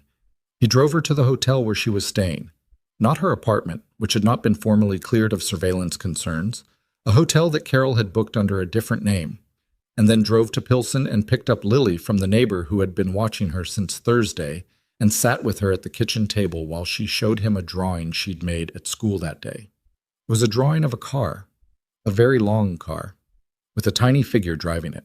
That's you, Lily said, pointing at the driver. I can tell, he said. The hat. You don't wear a hat. The drawing me wears a hat. Drawing you is more stylish, she said with complete seriousness, and he looked at her small face bent over the drawing and felt something that had no clean name, something adjacent to gratitude but larger than that and heavier. The feeling of understanding how close things had come to being different and how much the difference would have cost. "Come here," he said. She climbed into his lap without asking why, because she never asked why with him, and he held her for a while at the kitchen table with the radiator knocking in the walls and the drawing of the long car with the stylish driver on the table in front of them. He thought about the man at the school fence. He thought about the phone call that had used her name, her school, her dismissal time, as if she were a coordinate on a map. He thought about the people who had done that, not with rage, which was an indulgence he couldn't afford right now, but with the cold, specific clarity that came from deciding something was not going to be allowed to stand. 2 more days. Sunday was logistics and preparation and a long phone call with Ray that ran through contingency scenarios in the shorthand of 2 people who had a shared vocabulary for how things went wrong. He and Diaz went through the building layout of Sterling Meridian's 43rd floor, where the board meeting would be held, identifying every access point and every variable they couldn't control. He drove the route from the hotel to the building twice in the Accord, checking timing, checking sight lines, noting the position of every camera he could see. He was not expecting another attempt. The story was now public. The counter-evidence was assembled, and whoever was advising Marcus Hale had presumably told him that physical action at this point would collapse whatever legal deniability he was still trying to maintain, but expecting was different from accounting for. He slept 5 hours Sunday night and was up at 4:30. At 6 a.m., he was outside the hotel. Amelia came through the lobby at 6:15, Carol Vance beside her, both of them carrying the document cases that contained everything. Diaz came around from the north side of the building where she'd been since 5:30. They loaded into the Accord, not the limousine which Nathan had left in the Sterling Meridian garage and not touched since Thursday, and drove through the early Monday streets of Chicago, gray and cold and very quiet, the city not yet fully itself. Nobody said much. There was a particular kind of silence that settled over people before something large, and this was that silence. Nathan drove through it and let it be what it was. They arrived at Sterling Meridian at 7:45. The building was already active, lobby security on full rotation, a small cluster of people near the elevators who Nathan clocked as a mix of legal staff and the specific body language of people who had been working through the weekend on something adversarial. He recognized one of them as counsel for Philip Strand, which meant Strand was already running his own parallel preparation upstairs. Nathan went in through the main entrance. Front door, all 4 of them. The lobby security guard who checked credentials did a slight double take when he saw Amelia, and Nathan watched him make the micro decision to say nothing and let them through, which was the correct decision. They went to the elevators. 43rd floor. The doors opened onto the executive level, and the first person they saw was Robert Hale, standing near the reception desk with his phone in his hand and an expression that went through several visible stages in the span of about 2 seconds. Surprise, calculation, something that might have been the beginning of fear, and then a studied blankness that didn't quite cover any of the things underneath. "Ms. Sterling," he said, "we weren't expecting—" "I'm aware," Amelia said, and walked past him. Nathan followed her, and as he passed Robert Hale, he met the man's eyes briefly, just briefly, and said nothing because there was nothing useful to say, and Robert Hale looked away first. The board meeting was scheduled for 9. They were 40 minutes early, which was the point. Beatrice Okafor was already in the boardroom, along with Howard Wren, who had apparently been there since 8, and a woman Nathan didn't recognize who turned out to be an attorney from the Illinois State Attorney's Office. Amelia had made a call on Sunday morning that Nathan hadn't known about, and the call had apparently produced results. Calloway arrived at 8:30, and behind him, looking slightly rumpled and slightly sheepish in the specific way of a man who has recently been convinced to do something that cost him sleep, came a heavy-set man Nathan recognized from the board photographs he'd studied. Dubois. 8 votes. At 8:55, Philip Strand and Connie Whitmore arrived. They came in together with their counsel, and when they saw Amelia sitting at the head of the table, her chair, the chair she always occupied, the chair she had occupied for 18 months, without anyone formally telling her it was hers because it was simply understood, Strand's face did something complicated. He was a man in his mid-60s who had spent most of those years being the most certain person in any room he entered, and certainty was clearly not what he was feeling right now. "Miss Sterling," he said, "I wasn't informed you'd be present." "It's my board meeting, Philip," she said. "Sit down." Marcus Hale was not in the room. Nathan had noted his absence before the meeting started and spent a moment wondering where he was, and then Diaz appeared at his elbow and said quietly, "He's downstairs. His attorney showed up at 8:20. I think they know." "Know what specifically?" "That it's over," Diaz said. The meeting was not a clean thing. Clean was for movies and memory. The actual event was messy and argumentative and twice went sideways into procedural disputes about the order of presentation that Carol had to navigate with the patience of someone who had been doing this for 30 years and had the specific immunity to chaos that experience produced. Strand interrupted 4 times in the first 20 minutes. Whitmore said almost nothing, which Nathan read as someone who had already consulted their own legal counsel and received advice about the wisdom of speaking on record.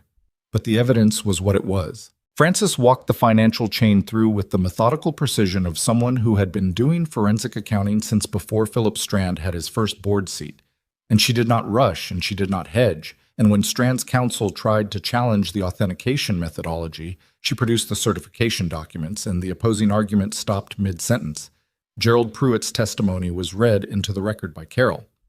Pruitt himself was not present, for reasons of his ongoing cooperation with the state attorney's office. But his statement was complete and signed, and the USB drive evidence had been formally submitted. The device records showing Garrett's calls to Marcus Hale's personal cell were presented by the independent attorney from the state attorney's office, who made clear without unnecessary drama that the evidence was part of an ongoing investigation that had been formally opened as of Saturday morning, and that several individuals connected to the events described were expected to be contacted in the coming days. Strand went very quiet after that. Nathan sat against the wall through all of it. Not at the table, he had no seat at the table and hadn't expected one, but visible, which was what he'd understood Amelia needed him to be. Present, accountable.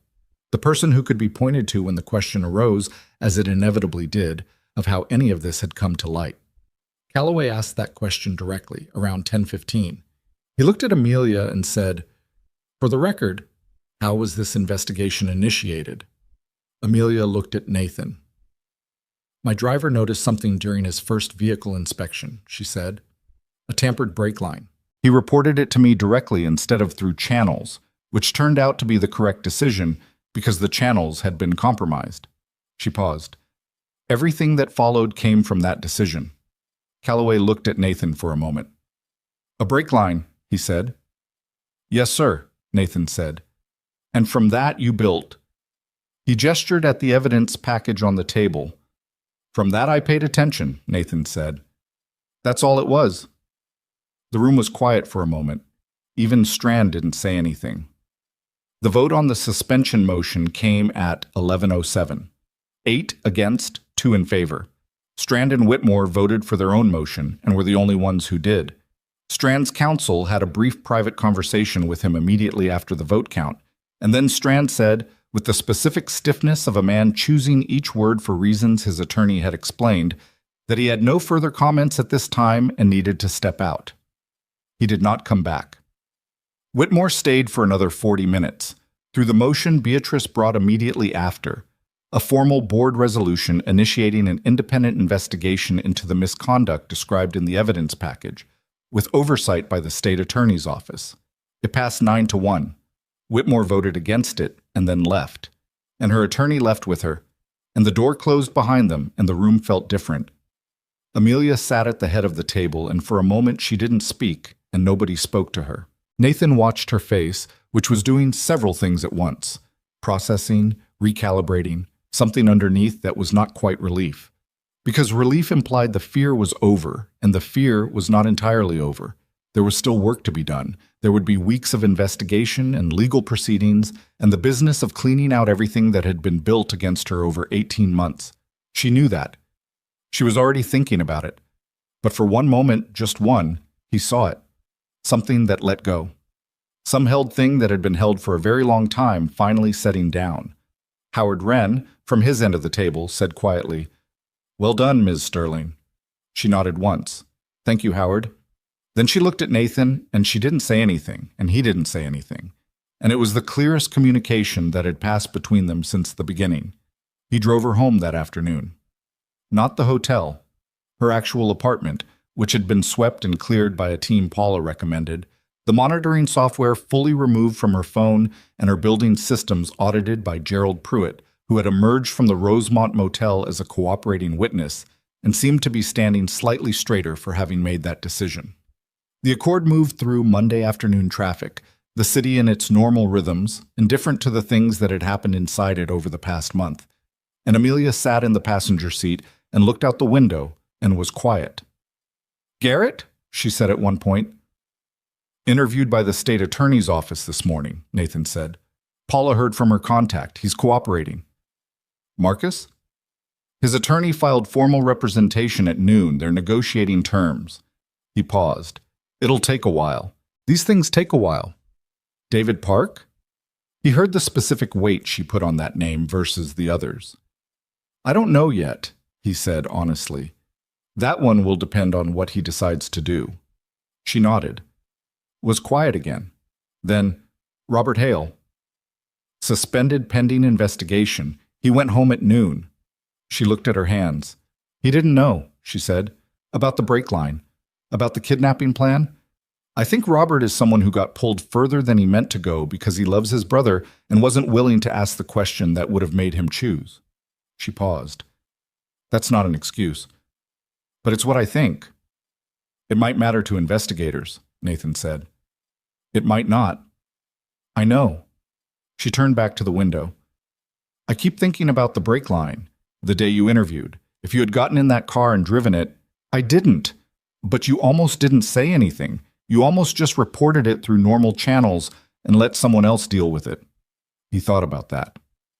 "No," he said. "I didn't almost do that.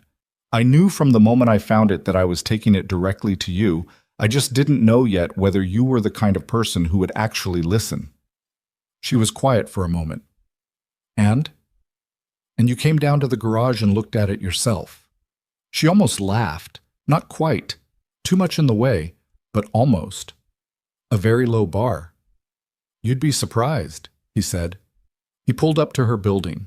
The doorman came to the curb, and Amelia gathered her things. The portfolio, the coat, the accumulated weight of a Monday that had been years in its making and hours in its execution. She got out and then stopped with the door open and looked back in at him. "Nathan," she said. "Yes, ma'am." "Don't yes, ma'am me right now." He looked at her. "Okay. I'm going to offer you a position," she said. "Formally, through the company, with a real title and real compensation and a scope of work that matches what you actually did rather than what you were hired to do." She paused. "Director of Executive Security. I need someone in that role who I know is actually doing the job and not the version of the job that's been constructed to make someone else comfortable." He didn't answer immediately. She waited, which he appreciated. She'd learned that he sometimes needed a moment to answer the actual question rather than the first version of it. "I'm going to say no," he said. She didn't look surprised. "Why?" "Because I'm not built for an office," he said. "Because Lily needs me in a way that's different from what a full-time executive security role requires. And because—" He paused, trying to find the honest version. "Because I went into that interview 4 weeks ago needing a job, and I came out of it needing something else, and I haven't finished figuring out what that is yet. And I'd rather figure it out clearly than take a position that's being offered out of gratitude and have us both pretend it's something else." She looked at him for a long moment. The afternoon light was flat and cold, the city doing its city thing around them, indifferent and continuous. "That's honest," she said. "Trying to be." "Independent consultant," she said. "Your terms, your availability, your scope. We contract when we need each other, and we don't when we don't." He thought about it. "That I can do." She nodded, started to turn, then didn't. "Can I ask you something personal?" "Sure." "Your wife," she said. "You've never mentioned her name." He was quiet for a moment. "Claire," he said. "How long?" 2 years in March. What happened if... Aneurysm, he said. No warning. She was making coffee. He looked at the steering wheel. Lily was 4.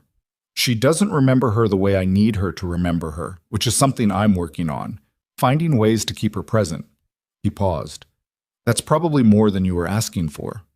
It's not, Amelia said. It's exactly what I was asking for. He looked up at her. The afternoon light was doing something to her expression that made it more readable than usual. Or maybe he just knew her better than he had 4 weeks ago, which was likely true. She looked like someone who was choosing to see a person clearly, which was harder than it sounded and more rare than it should be. Thank you, she said, for Lily's name, for the school, for the morning at the diner and the clearing and the construction zone, and all the parts of this I don't know about yet. She held his gaze, for finding the brake line. It was a job, he said. No, it wasn't, she said. You told me that yourself. And she closed the door and walked into her building, and the doorman held the door, and she went through it without looking back, which was the right thing to do because looking back would have made it into something sentimental that it didn't need to be. He sat in the Accord for a minute. Just a minute. The traffic moved around him, and the city breathed its Monday afternoon breath. And somewhere across town, Lily was in a classroom learning something about dolphins or mathematics or the specific social hierarchies of first grade, and the radiator in his apartment was waiting to knock at 2 a.m., and the legal pad on his kitchen table still had 4 weeks of notes on it that he'd need to decide what to do with. He thought about Claire making coffee. He thought about how some mornings he still reached for his phone to tell her something. The brake line, the tracking device. The moment in the clearing when Amelia had looked at the document spread on the hood and said, "We're going to do this," and then remembered and put the phone down. The remembering never got easier. He didn't think it was supposed to. What he'd learned in the 2 years since March was that the things you did in the gap, the space between who you were before and whoever you were becoming, mattered. Not in some abstract way, concretely. The decisions you made when you were sad and tired and didn't know what you were building, those were the ones that turned out to matter most, because they were the ones made without the comfort of a clear destination, made only from whatever was actually in you when everything else was stripped back. He'd found a brake line. He'd said something about it. He'd sat in a diner with bad coffee and told the truth to a woman who knew how to listen to it. He'd driven a maintenance road he'd memorized for no reason, except that he liked to know where things went. He'd stood in a church parking lot in Rogers Park with his hazards off, in a car that didn't belong to him, in a situation he could have walked away from at any of 20 different points, and he had not walked away. Not because he was a hero, not because it was destiny or purpose or anything that large, because someone was going to get hurt, and he was there, and he knew how to help. That was all. That had always been all. He started the Accord. He drove to Henderson Elementary and parked down the block from the entrance where Paula's car was still positioned, and he texted Paula, standing down, "Thank you." Paula texted back, "Invoice coming? Tell your girl I said hi." He texted back, "She's never met you." Paula, "She will eventually." He put the phone away. He waited. At 3:15, the doors opened and the kids came out in the specific joyful chaos of children released from containment, and he saw the yellow hat from half a block away, bobbing through the crowd with the particular energy of a 6-year-old who had been sitting still for 7 hours and was done with that now. He got out of the car. Lily spotted him before he'd taken 3 steps and came at him at full speed, her backpack bouncing, her yellow hat slightly sideways, her face doing the thing it did when she saw him after a long stretch of not seeing him, open and uncomplicated and entirely sure of itself. The face of someone who had not yet learned to manage her own expressions. He caught her, and she grabbed around his neck, and he held her weight and smelled the specific smell of her, crayons and something sweet from lunch, and stood on the sidewalk outside Henderson Elementary on a cold Monday in November with his daughter in his arms and the crisis behind him and the rest of it still ahead, still unresolved, still being figured out one day at a time. "Did you drive the big car today?" she asked against his shoulder. "No," he said. "I drove our car." "Did anything happen?" He thought about 43 floors of glass and steel and a board meeting and a vote of 8-2 and a woman who had come to a diner in her own neighborhood so nobody would recognize her, and who had stood in a cold clearing in a silver emergency blanket and said, "We're going to do this with the flat." Certainty of someone who had decided to stop being afraid and start being useful. "A little bit," he said. "Good stuff or bad stuff?" He set her down and took her hand and started walking toward the car. "Both," he said. The good stuff was bigger. She considered this with the seriousness she gave to things that mattered. "Okay," she said, and swung his hand once, the way she did, and they walked to the Accord, and he buckled her in and got in the driver's seat and started the engine. Months passed in the way that months passed after something large, not cleanly, not in a straight line, but in the accumulative way of time doing its work regardless of whether you were ready for it. The investigation ran through winter and into spring, producing results that were thorough and in places worse than anyone had anticipated. Marcus Hale was indicted on 14 counts, including fraud, conspiracy, and securities manipulation. Garrett cooperated extensively with prosecutors, and his cooperation produced results that dismantled the Red Line Security Group operation and connected it to 2 other corporate surveillance cases in other cities. Philip Strand and Connie Whitmore resigned from the board in December, and their legal difficulties would occupy them for the foreseeable future. David Park entered into a cooperation agreement in January that his attorney negotiated carefully, and that Amelia, when asked by the press if she had a comment, declined to address publicly, which Nathan thought was the right call for reasons he didn't need to explain. Gerald Pruitt was reinstated to his position in April with a formal commendation from the board and a title adjustment that came with a significant raise. He sent Nathan a text when it was official that said only, "Thank you for coming to that motel." Nathan replied, "You made the right call." Pruitt, "Eventually." Nathan, "That counts." Robert Hale was not indicted. He resigned in February, and Nathan heard through Diaz that he was working for a smaller firm on the north side, something in property management, and that he had not spoken to his brother since December. Nathan didn't know what to do with that information and eventually stopped trying to figure it out. Diaz was offered a position as head of Amelia's rebuilt security team and took it. She was good at it in a way that didn't require Nathan to worry, which was the only thing he asked of the people responsible for keeping Amelia Sterling safe. Nathan consulted. That was the word for what he did, which covered a range of things that included 2 security assessments for Sterling Meridian's new executive protocols, a training session for the rebuilt security team that Diaz specifically requested and that ran for 3 days and was, by any measure, more rigorous than anyone had anticipated, and several conversations with Amelia that began as professional consultations and ended as something harder to categorize. He drove her to a board meeting in March in the Accord because the limousine was in for maintenance, and she'd texted him at 7 a.m.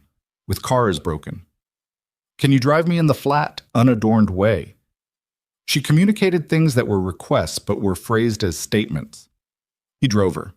They talked on the way there about Lily, who had recently developed an opinion about the Accord's radio stations that she expressed with considerable confidence. They talked about the investigation and its grinding progress. They talked about a security protocol Nathan had drafted for her travel arrangements going forward, and she had specific notes on it that were good notes, the kind that came from someone who had been paying attention to her own vulnerabilities in a new way. They didn't talk about everything. Some things were still being worked out. That was fine. Things got worked out in the time they needed to get worked out, and Nathan had learned enough in 32 years to know that trying to accelerate that process was how you ruined it. The day that felt like an ending, though endings were never really singular things, came in April. A Saturday.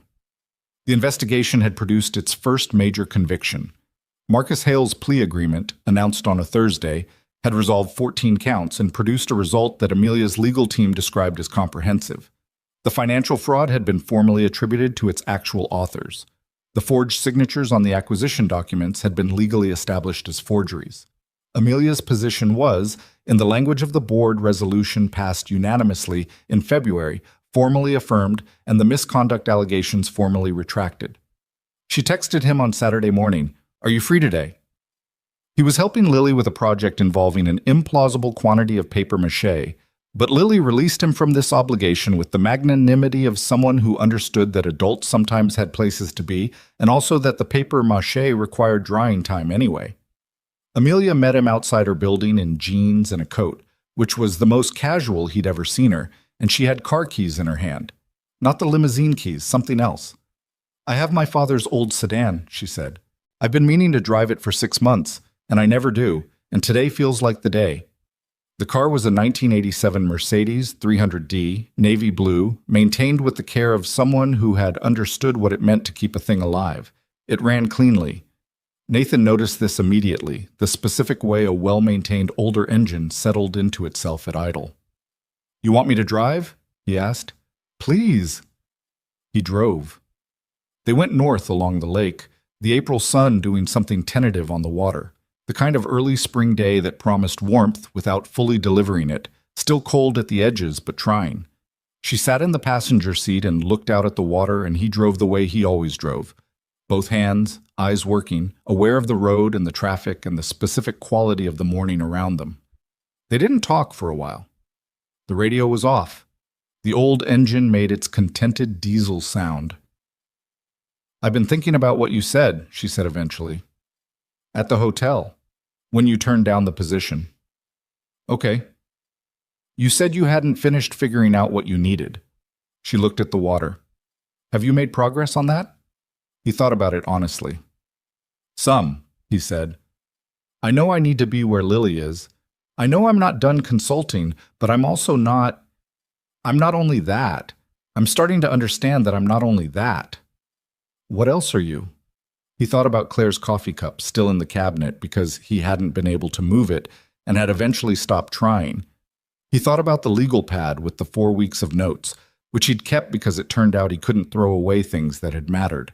He thought about Lily's drawing of the long car with the driver in a hat, which was now on the refrigerator under a magnet shaped like a fish. "I'm figuring it out," he said. "That's the most honest answer I have." She nodded, looked back out the window at the lake moving past. "That's a good answer," she said. "I think that's actually the correct answer for most people most of the time, and everyone's just pretending otherwise." He thought about that. "Yeah," he said. "Probably." The road curved north, and the city fell behind, and the lake was wide and gray-green and moving, the way it always moved regardless of what was happening on its edges, constant and indifferent, and somehow, for that reason, steadying.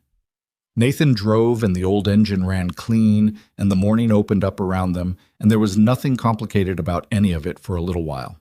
That was enough. More than enough. He drove.